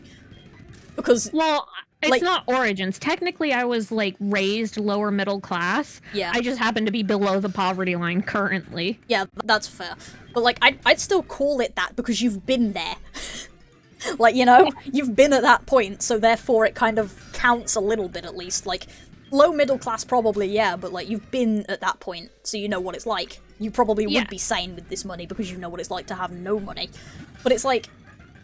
Yeah, legitimately, I tried to get seasonal work sometimes because it is like, it's like I say, it's either paid better, or you have a chance of being kept on, / you get a seasonal bonus. Something like that, one of the two. But it's like... Right. Even... Like, us talking about that part-time work, where you're going into, essentially, 2 years of work at part-time, and you're coming out with 37 grand and a bit, and change. Mm-hmm. Like, yeah, it's that's like 37.5 grand, yeah, basically. that is assuming that you didn't pick up extra hours over holidays. Because we have half-term holiday, which is a week in, like, October. You have the 2 weeks of Christmas. You will have a week in February, and you have 2 weeks at Easter. And then you have the 6 weeks of summer. And that's our, like, school holidays. So, assuming that you didn't ask to be moved on to, like, full-time, essentially, during that period, or you didn't pick up more hours, or whatever. And to be fair, that is also... How did I do that math? 12 hours a week, yeah? Yeah. So that's assuming that that's only 12 hours a week, and you didn't do 15 hours a week. And again, you didn't do, like, full-time work, which is, like, more than that by quite a bit, sort of thing. Like, you didn't change anything about your hours. You didn't get extra money. You didn't do extra hours during holidays and stuff like that. Like, that is assuming that you only did part-time. You can pay your way through 3 years of university study at a good university and still have 10 grand to start you off with for your actual, like, accommodation and shit. Right. At $30 an hour. At part-time. At $30 an hour. Which is... And he could do that. Which is what the fucking baby boomers did. Yeah. Which is what they could afford. Yeah, exactly. And that's why it's a pain in the ass when they bitch about this stuff. Yeah. Because that was basically how they lived. That was basically how they lived, and to us it's absurd. Yeah. Yeah, and then they say that we're just not working hard enough. Yeah, like, maybe don't fuck the country. But yeah, like... Possibly. Legitimately, that would be a thing that I would love to do if I ever had the money. I'd buy a franchise like that and pay people fucking $30 an hour. Or maybe not necessarily, like, $30 an hour, because that is a lot of money if you don't have literally more money than God. But, like, if I could, I'd probably... Like, what is the fucking, like, living wage, did people think? Like, when it was calculated, what was that? Well, it's not 15, it's like 25 an hour. Yeah, it's 25? Yeah. Well, okay, 25 an hour then. Like, you're losing $5. That's still quite a bit of money, to be fair, but you're still going to be making, like, 30,000 in 2 years at part-time on that sort of fucking thing at 12 hours, 12 hours a week. Like, you're still making so much money. Like, what the fuck? Well, and the thing is, fucking, let me look something To be fair, really though, that quick. is also assuming that you're not being asked to pay rent at home or something because you have a job. Because that is something that will obviously happen. But you're still making so much money. Like, holy fuck. Even if you're being asked by your parents to pay, like, some sort of thing to the upkeep of the house, and, like, you're buying your own stuff, and obviously, like, you're going to be using that income on disposable things, like, that, because, of course, that math that we did was assuming that you're saved every fucking penny, which you're not going to. But it's like, you're still going to be walking into uni with so much money. It's great. Yeah. It's, oh, man. It's this is absurd, actually genuinely starting to upset me. I'm sorry. This started as a fun conversation, but, like, holy shit. It's still a fun conversation, it's just now depressing. we're ranting, too. Yeah. Yeah, it's not like we don't do that anyway, so...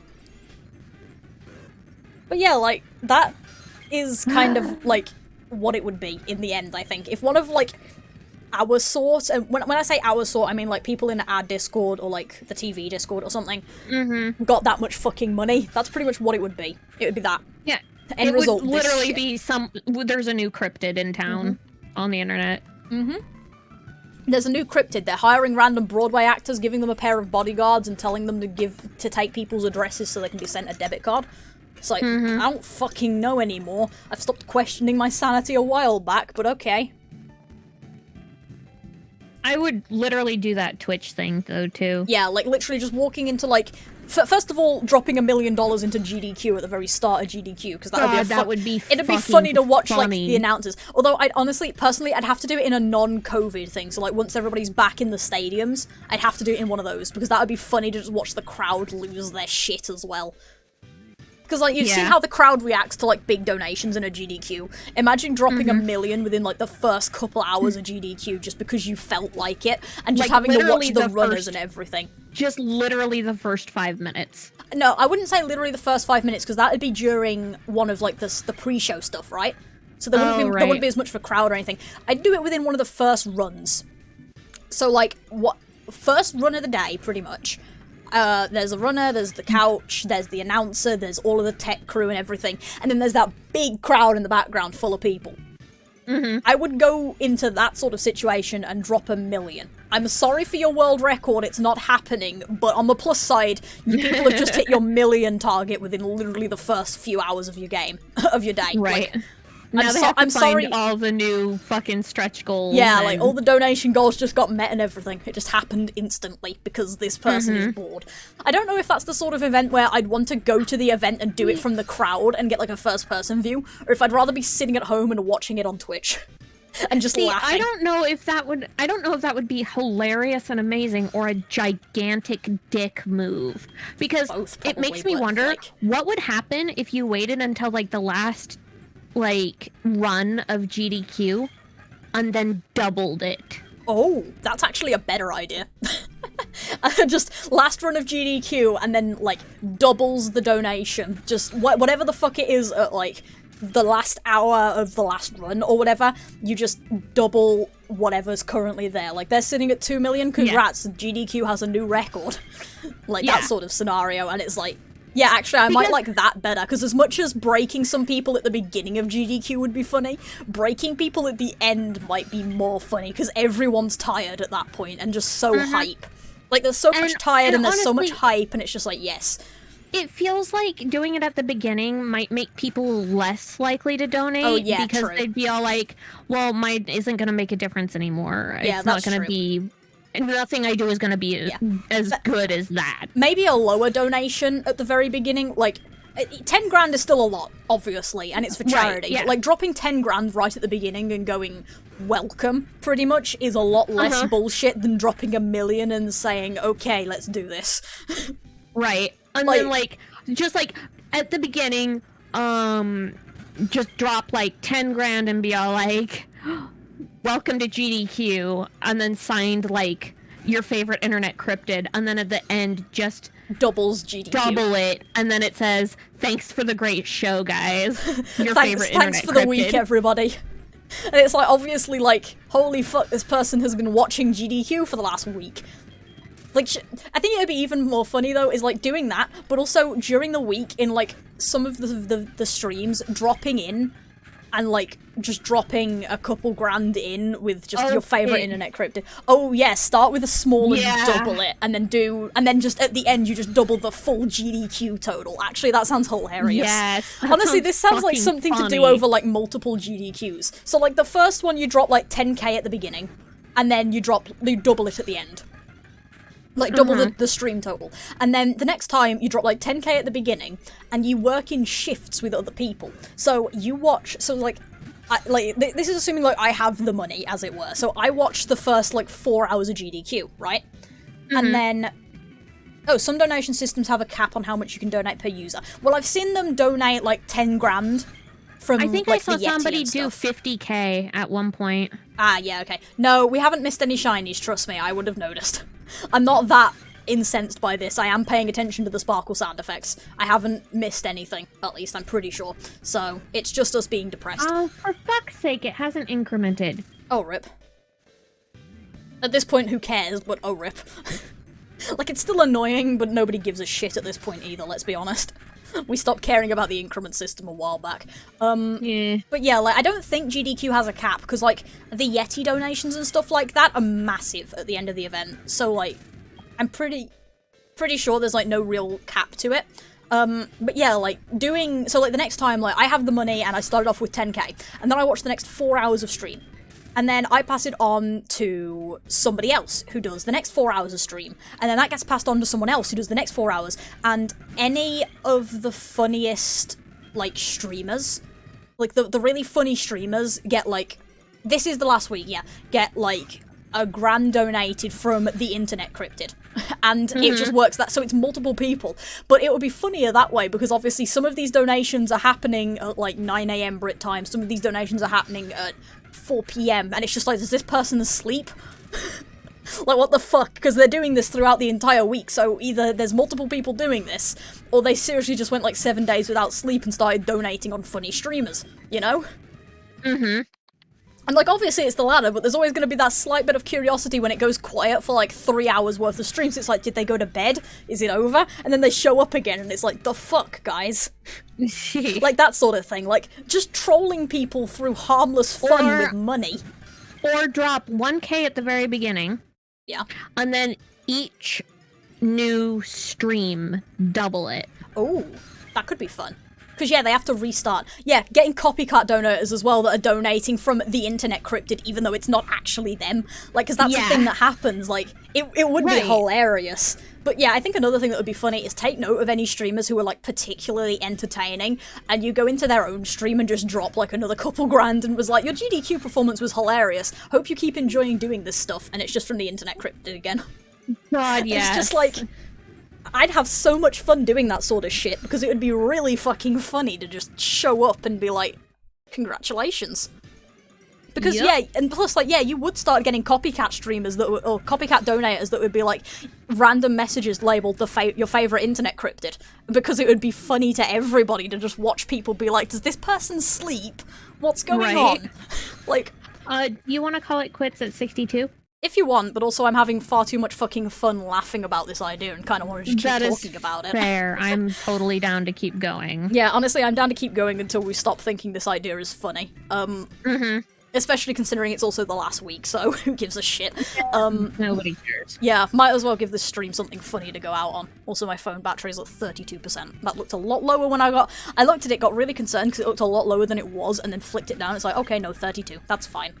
But yeah, like, doing that sort of thing would be funny, but especially at the end, just taking the GDQ total, doubling it. No, I don't have a sleep schedule, what are you talking about?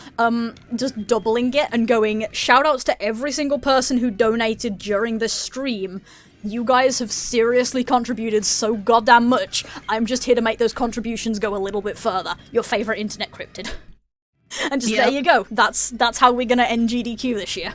And like just doing it that way. And then maybe next year doing that, like start with like $5 at the beginning of the stream. Here we go, guys.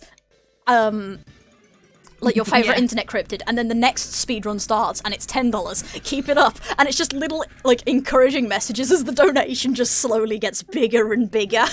Yeah. And it's just like, yep, there you go. This is chaos. I love it. But yeah, like doing... God, that would be so good. Like I say, like the big donation thing especially, though, would be hilarious, because I can't tell if it would be more funny to be at home watching it through Twitch so that you can laugh like a lunatic completely unrestrained as everybody freaks the fuck out, or if you'd rather be in the crowd watching everyone freak behind you, because like you've got to suppress your reaction, but also you could scream and clap yourself hoarse and like encourage the fuck out of this. And be, like, right there in the middle of the action watching everybody have a mental breakdown that somebody just donated 10k in the first 5 minutes and started laughing at you.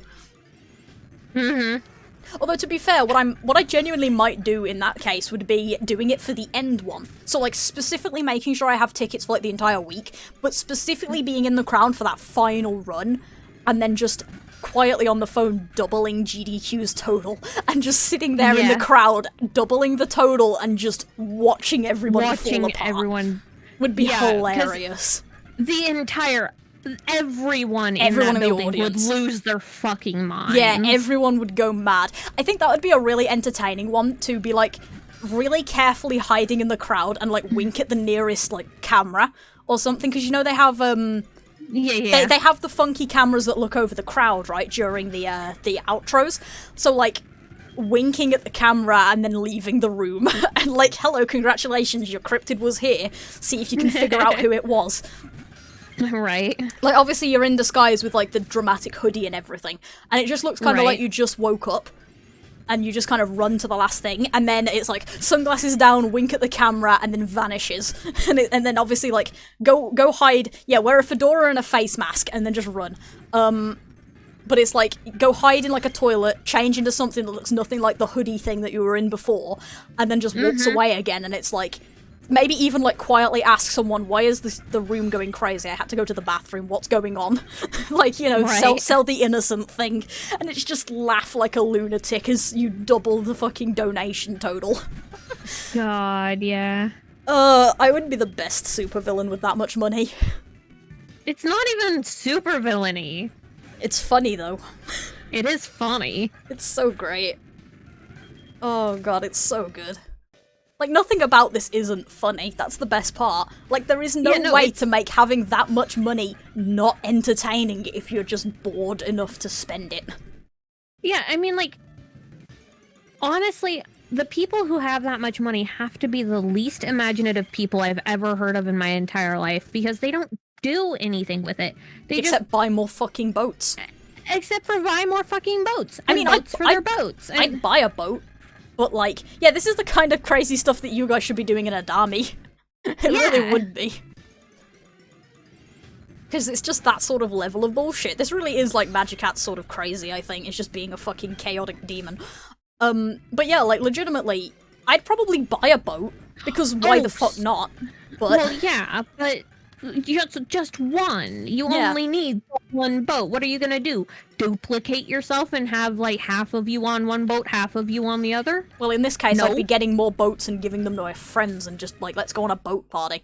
Alternatively, we get a shit ton of small boats and a ton of life jackets and we go jousting. Excellent. I like that, like, quiet moment of, like, what? It's like, yeah, no, boat jousting. I'm gonna buy a shit ton of really small boats, everyone gets a life jacket and, like, a bunch of safety equipment, and we're gonna drive the boats at each other. That's called chicken. Yeah, not wrong. But, like, we're gonna make some fucking, what are those things called where they, like, sink boats into the ocean to make, like, fish homes? Like, the artificial reefs or whatever? Yeah, jet ski jousting. Just fucking about, basically. With boats. Like, that's literally what I'd do with that much money, is I'd buy boats to fuck about and break the boats.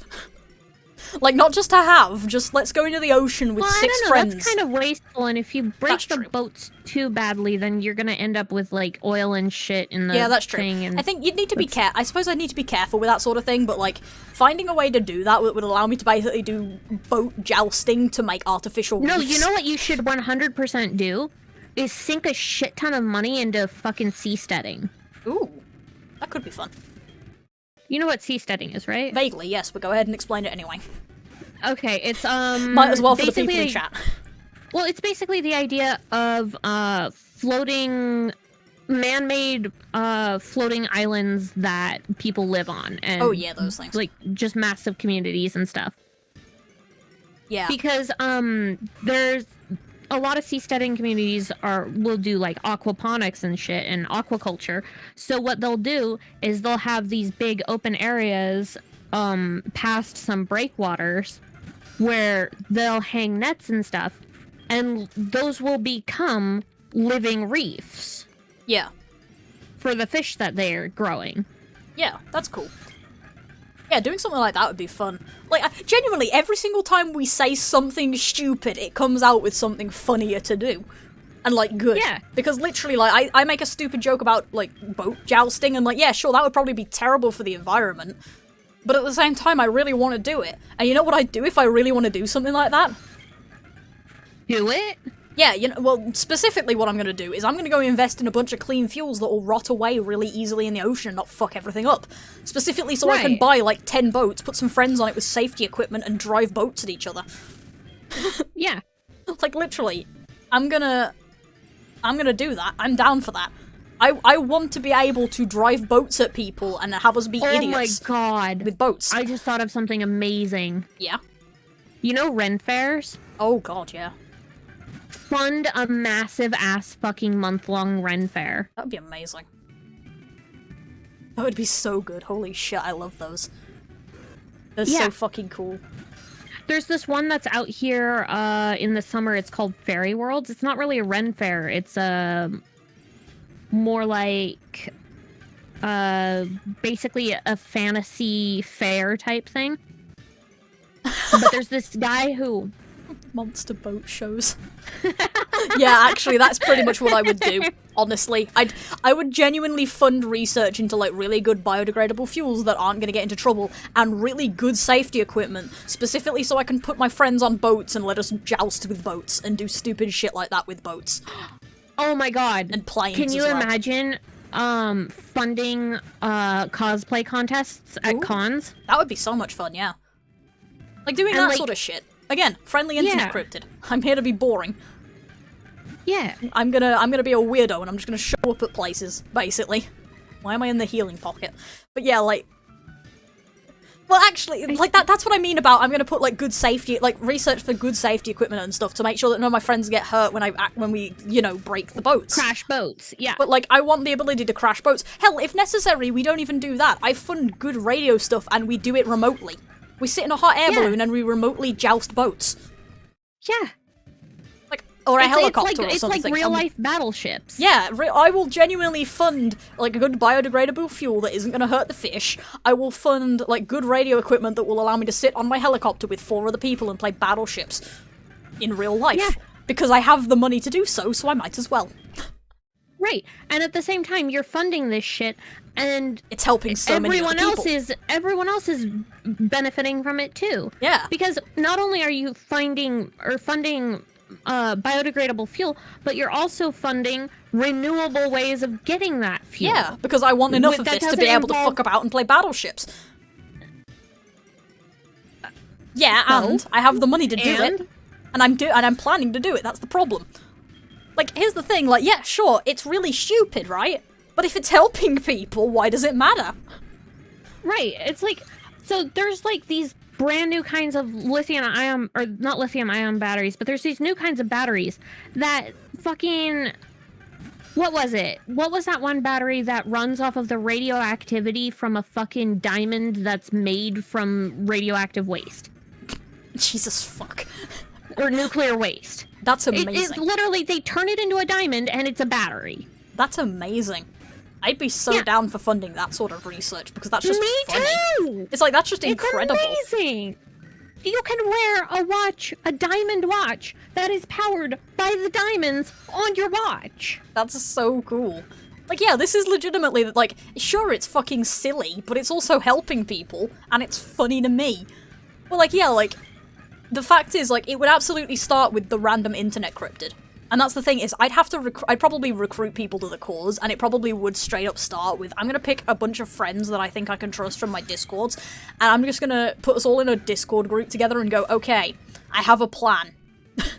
And that plan is, I have too much money all of a sudden, would you like to help me make an internet cryptid? Because I'm pretty sure that, like, you, and Yaze, and Posse, and Kara, and Shard... Like, you'd probably all be absolutely 100% willing, and Oxy and Tenno would probably be so happy to do it. Like, just everybody help me make an internet cryptid.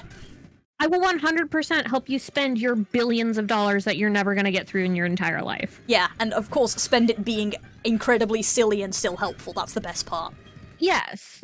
The thing is in order to do the GDQ thing, it kind of requires, like, starting the thing, but, like, making a Twitch channel that's just called The Random Internet Cryptid, and it's got nothing on it ever, and all it does is show up to, like, small-time streamers and drop $1,000 in donation. And then, like, and it's literally just signed, your friendly internet cryptid, and that's it. That's how the message is signed.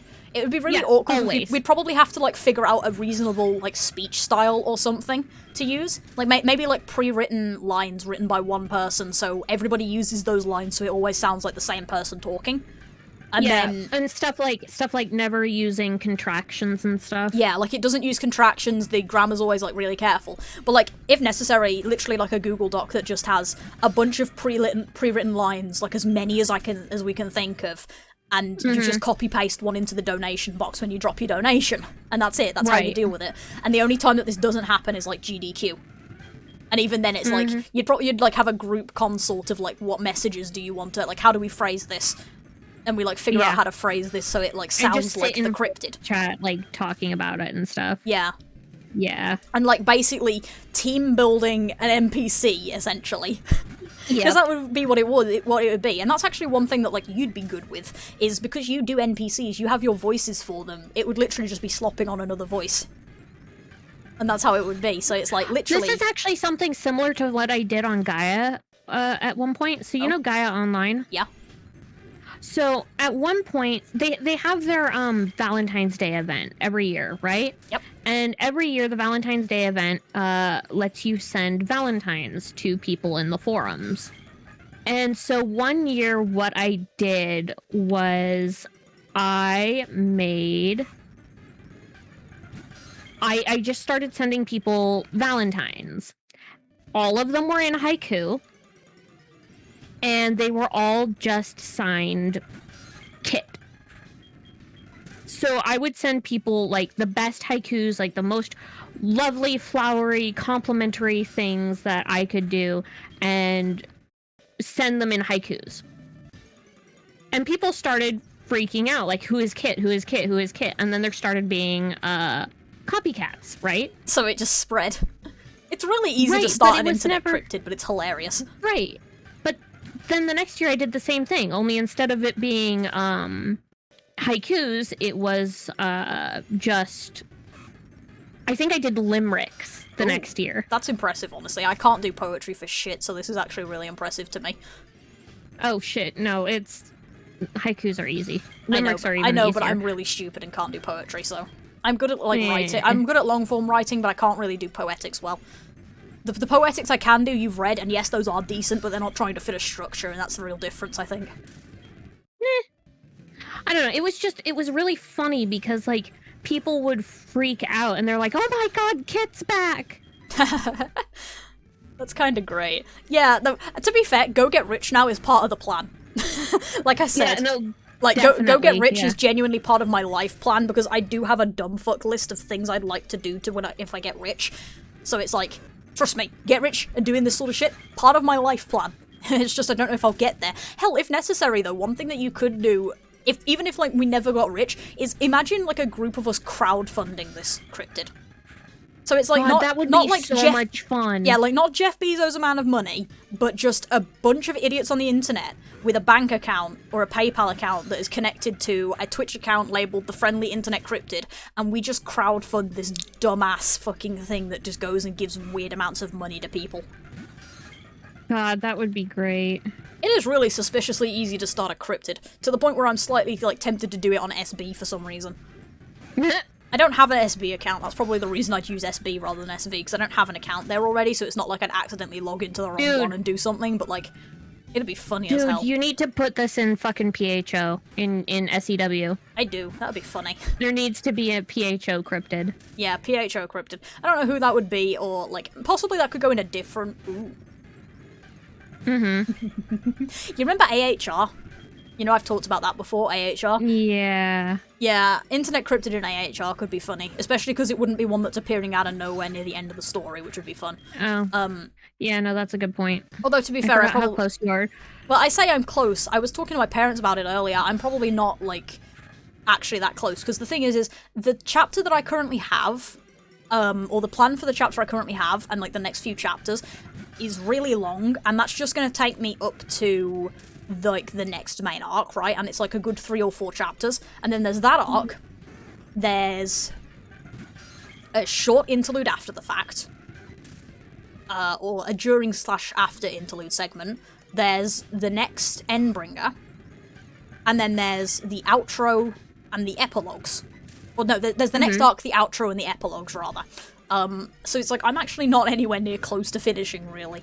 But, like, I am close enough to finishing that I think having a cryptid suddenly appear in the story might feel a bit forced. But, like, AHR could totally have one of those, especially given what Taylor's like in that fic.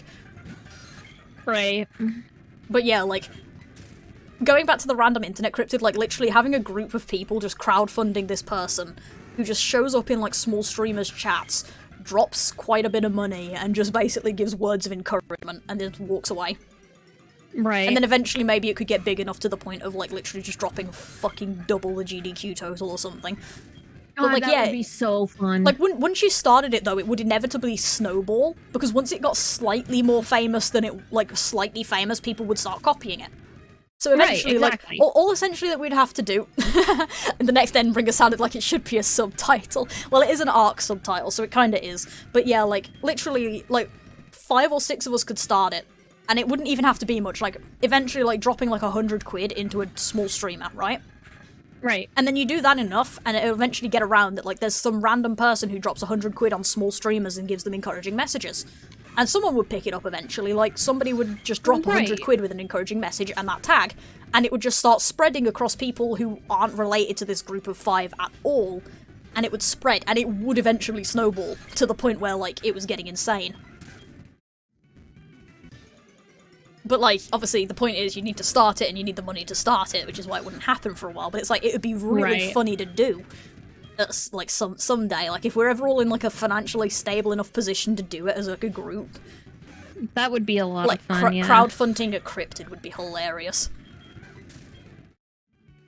Again, mostly for, like, the looks on... Because, like, have you ever seen, like, the donation, like, small streamers getting donation reactions, like the compilations that people do, where it's like, it's so heartwarming because a lot of them don't know how to respond, and it's not even like that much money. I know it's like 100 people, 100 for a lot of people can be like really big, obviously, but like, it's not really that much money when you consider sometimes we like the big streamers where they're getting like thousands in drops and stuff like regularly. But it's like for some of the small streamers, that $100 is probably the biggest donation they're going to be getting for years unless they get really big. So it's like it's always really heartwarming to see that. And for some of them, it's like this massive deal because it's like, well, shit, that's like a quarter of my rent or a fifth of my rent. That's like part of my rent. This means I'm going to eat this week. Yeah, you know? Exactly. Like it's really good for a lot of these people. Or like you'll go into some of the streams and they've got like the donation goals for like I need to take my cat to the vet or whatever, or like somebody needs surgery, etc. And it's like, ta-da, that 100 just gave you a good amount into that. And it's really cool when that happens because it's always really heartwarming to just see like donation drops of like $2,000 and it's like, holy fuck. And those people are reacting and like they don't know what to say, they're speechless. Like imagine funding a cryptid that did that, basically, and it's just known to be generous as fuck. Yeah, that would be amazing. It'd be so much fun. That would just feel so good. I know. They're starting an internet trend that is literally just scaring people with money. By donation goals and stuff, it's like, yeah. If I ever become a big streamer, we're definitely doing this. Yeah, because that is the thing that, like, some big streamers do, actually, is they'll purposely send raids to little streamers and just overwhelm them with the amount of support that they're getting. And it's like, the streamer will drop in, and it's like, loads and loads of follows happen, and there'll be, like, donations and stuff happening from these people, if they can, where it's just like, yo, welcome to the streaming stuff, congratulations on getting here, sort of thing. And it's always amazing when it happens, because it's like, holy crap. Yeah. But yeah, like, no, honest to God, if I ever have enough money to do this sort of shit, I'm starting a cryptid because it sounds funny as hell. Yeah, no, 100%. I will definitely do this cryptid thing with you because it sounds funny. Yeah, like, that's the best part. Is like, it's helpful, but it's also amusing as fuck. Yeah. Like, even if it wasn't necessarily helpful, even if it was literally a cryptid that is known for showing up, dropping like a tenner and just giving encouraging messages, and that eventually got big enough to, like, snowball, and it's just loads of people. It would just be funny. Even if I couldn't drop that much money, it would be funny. Because watching people just, this cryptid slowly grow to the point where it's like, this cryptid shows up and drops money in your stream sometimes, and it's like, holy shit, like I found Bigfoot or something. Right. It would be like, literally, Mothman uses the internet. Yeah, like, literally, it'd be hilarious. I'd love doing it. Like, even if I can't drop much money, like, just dropping in with, like, a tenner and an encouraging message can help a lot sometimes as well. Right, like... So it's like... You're doing amazing, sweetie. Keep up the good work. Yeah, it's like, literally. It'd be great. And then it pops into your stream and drops money. Yeah, that would be the end goal, I think, is getting that cryptid big enough that it eventually shows up into, like, the stream of one of the people. Yeah, somebody who started it, like, one of our streams and drops money on us, and it's like, yep, there we go. We've officially started something decent. It's officially a cryptid. Yeah, it's a cryptid, it's just arrived back at its owner. Or its original creator, I suppose, not owner. But yeah, like, yeah, it'd be great to do something that like would that. be amazing. Like I say, like, it's definitely on the list for either being a big streamer, cryptid, or, like, just being a rich bitch. Being a rich bitch, as yeah. Tenno says. As Tenno likes to say, her rich bitch list. Mm-hmm. We need to at Tenno and Oxy after this and just, like, give that to them, because this was a good fucking idea, and honestly, they would so be down. Those two have the troll energy of, like, God, so they would totally be down for this. They're amazing. Their troll energy is excellent. And well, I was gonna be like over 9,000, and then I couldn't think of a way to do it without sounding dorky. So nah, there's no way to do that without sounding dorky. Let's be honest. That's fair. But yeah, like that would be a life goal. Honestly, is rich enough to start an internet cryptid that gives people money. Yeah, I approve of that. Yeah, so do I. I approve so much of this dumb fuck idea. Yeah, you decided to do it the dorky way. That's the best way to do it, honestly. I decided to embrace the dorkness. Yeah. The dorkness rising. You know what's terrible? I've nearly done the dork side? The dork side is, but I've nearly done 1,000 encounters. Because of the speed up. I'm 200 and something away, I think, because I was about 450 or so when I started. Oh, Jesus Christ. So yeah, this is insane. Speed up can would we sure help. Call it at like no problem. Like in a little bit, just because my wrist is actually starting to hurt pretty bad. Yeah, no, that's fine. I don't really mind. Like I say, I just kind of wanted to keep going because I was finding the cryptid too amusing to stop. But like, if you're actually starting to hurt, then yeah, we should absolutely chill. God, this was mad. This was great. This was chaos, but I love it. I'm really glad I asked that question. Yeah, so am I. It was quite funny too, because the start of the stream was so quiet because neither of us could think of anything, because we were just giving up in this fucking game, and then we asked that question and off we went. This is kind of like what happened with the OCs thing the other week. I feel like that's what we really need to start doing with these, is we need to ask a question at the beginning of the stream and just rant about it. Yeah, I'm done with that. Hey look guys, it only took 24 episodes, but we figured out how to do this podcast thing correctly. We did it, guys. We made it. Hooray! How the fuck have neither of us found one? I'm so confused. We are collectively at like 11,000 encounters now. Yeah. One of us should have come up with one before now. Yeah. Oh look, it's the Loki fluid thing. Hey, it's back. But yeah, like legitimately, like that was a fun stream because it was just a very fun stream. I love it. I really probably should have said, yeah, we should call this earlier because I do still technically have a stream tomorrow. Oh god damn it, Pix. It's only blue. It's only a blue rescue team. That place is stupid anyway. Let's be honest here. Well, when I hit 75. Okay. That's like the next even number that I like, so. Yep, that works. Yeah, I'm a bit away from a decent even number, but I'll probably be at one. If I'm not, I'll just keep going while you're close to 50. Yeah, that's true. I might hit 50 before you, though, because of how quick my encounters go with bike. That's fair. I'll just keep going until you hit your number, and then I'll just go through the outros or something like normal. Alright. I'm so close to 5,000, yeah. I'm not gonna keep going, though, because then it will be a 3-hour stream, and I do need sleep eventually. But yeah, like, this was a good stream, just because I think we've figured out our rich bitch strategy. Excellent. Yeah, no, I completely agree. Our rich bitch strategy is fantastic. Yeah, our rich bitch strategy is fucking become Mothman, I guess. Yep. Well, Internet Mothman. Yeah, that's true. Although, to be fair, we'd probably there would probably eventually be real-life sightings, quote-unquote, but yeah, it would be an internet thing just because of the tag. God, it would be so much fun. How would there be sightings? Who knows, probably people just dressing up in, like, a thing with the tag on their back or something. And then just giving away money. That's probably how people would do it. Let's be honest here, there'd be somebody who'd do it.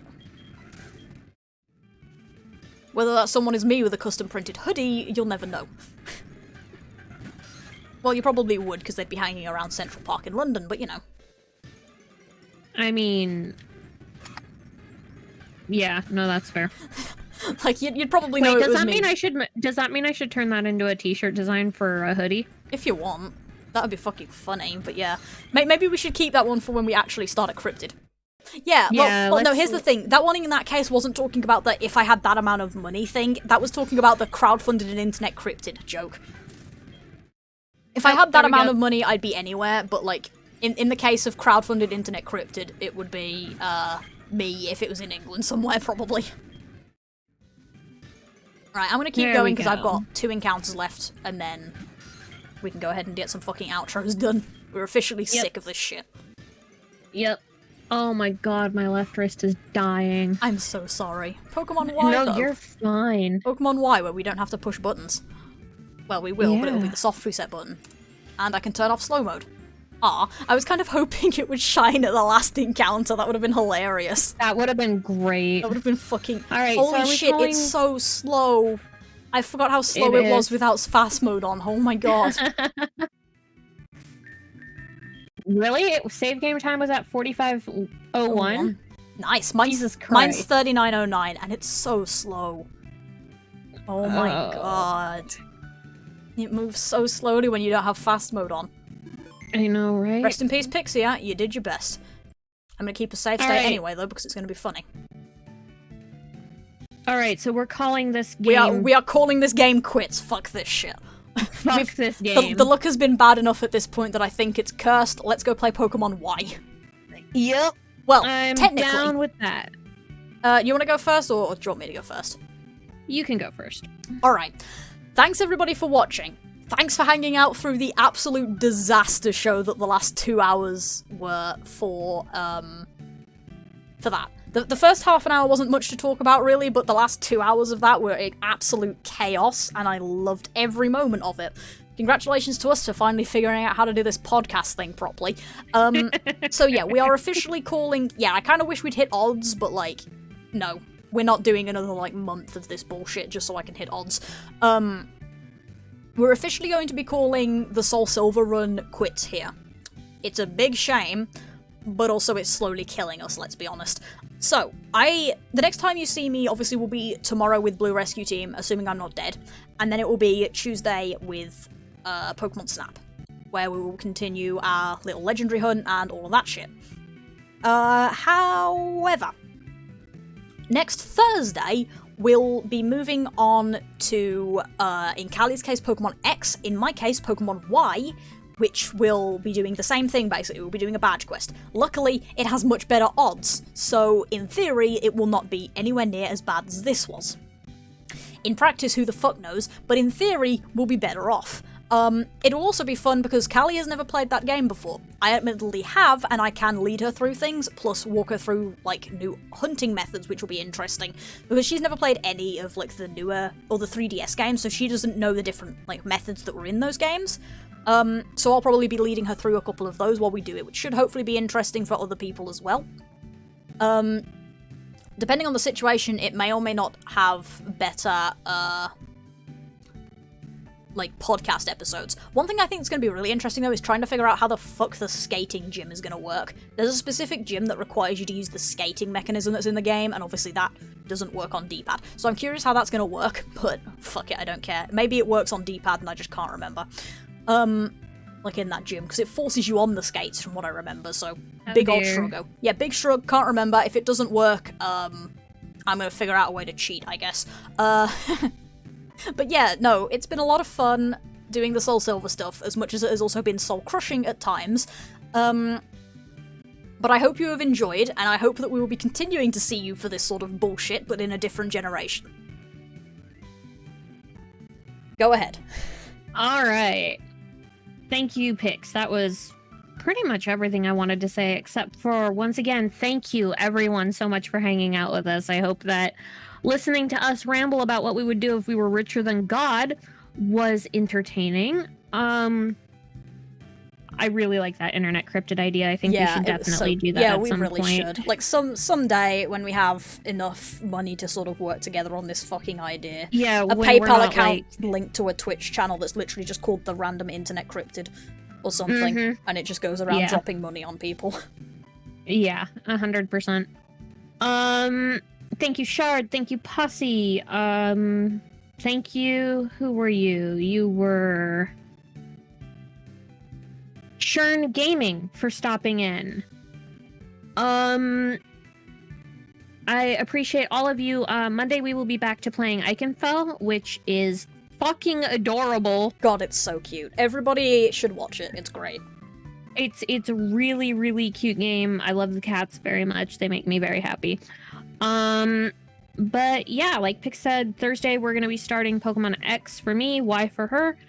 And other than that, I appreciate you all very much, and I hope you have a great fucking weekend. Fortunately, there's not too many differences between the games, so no matter which stream you pick, you'll be getting mostly the same thing. But yeah. Hope you all have a really good weekend. I'll see you tomorrow, assuming I haven't died. See you all later, everyone. Bye!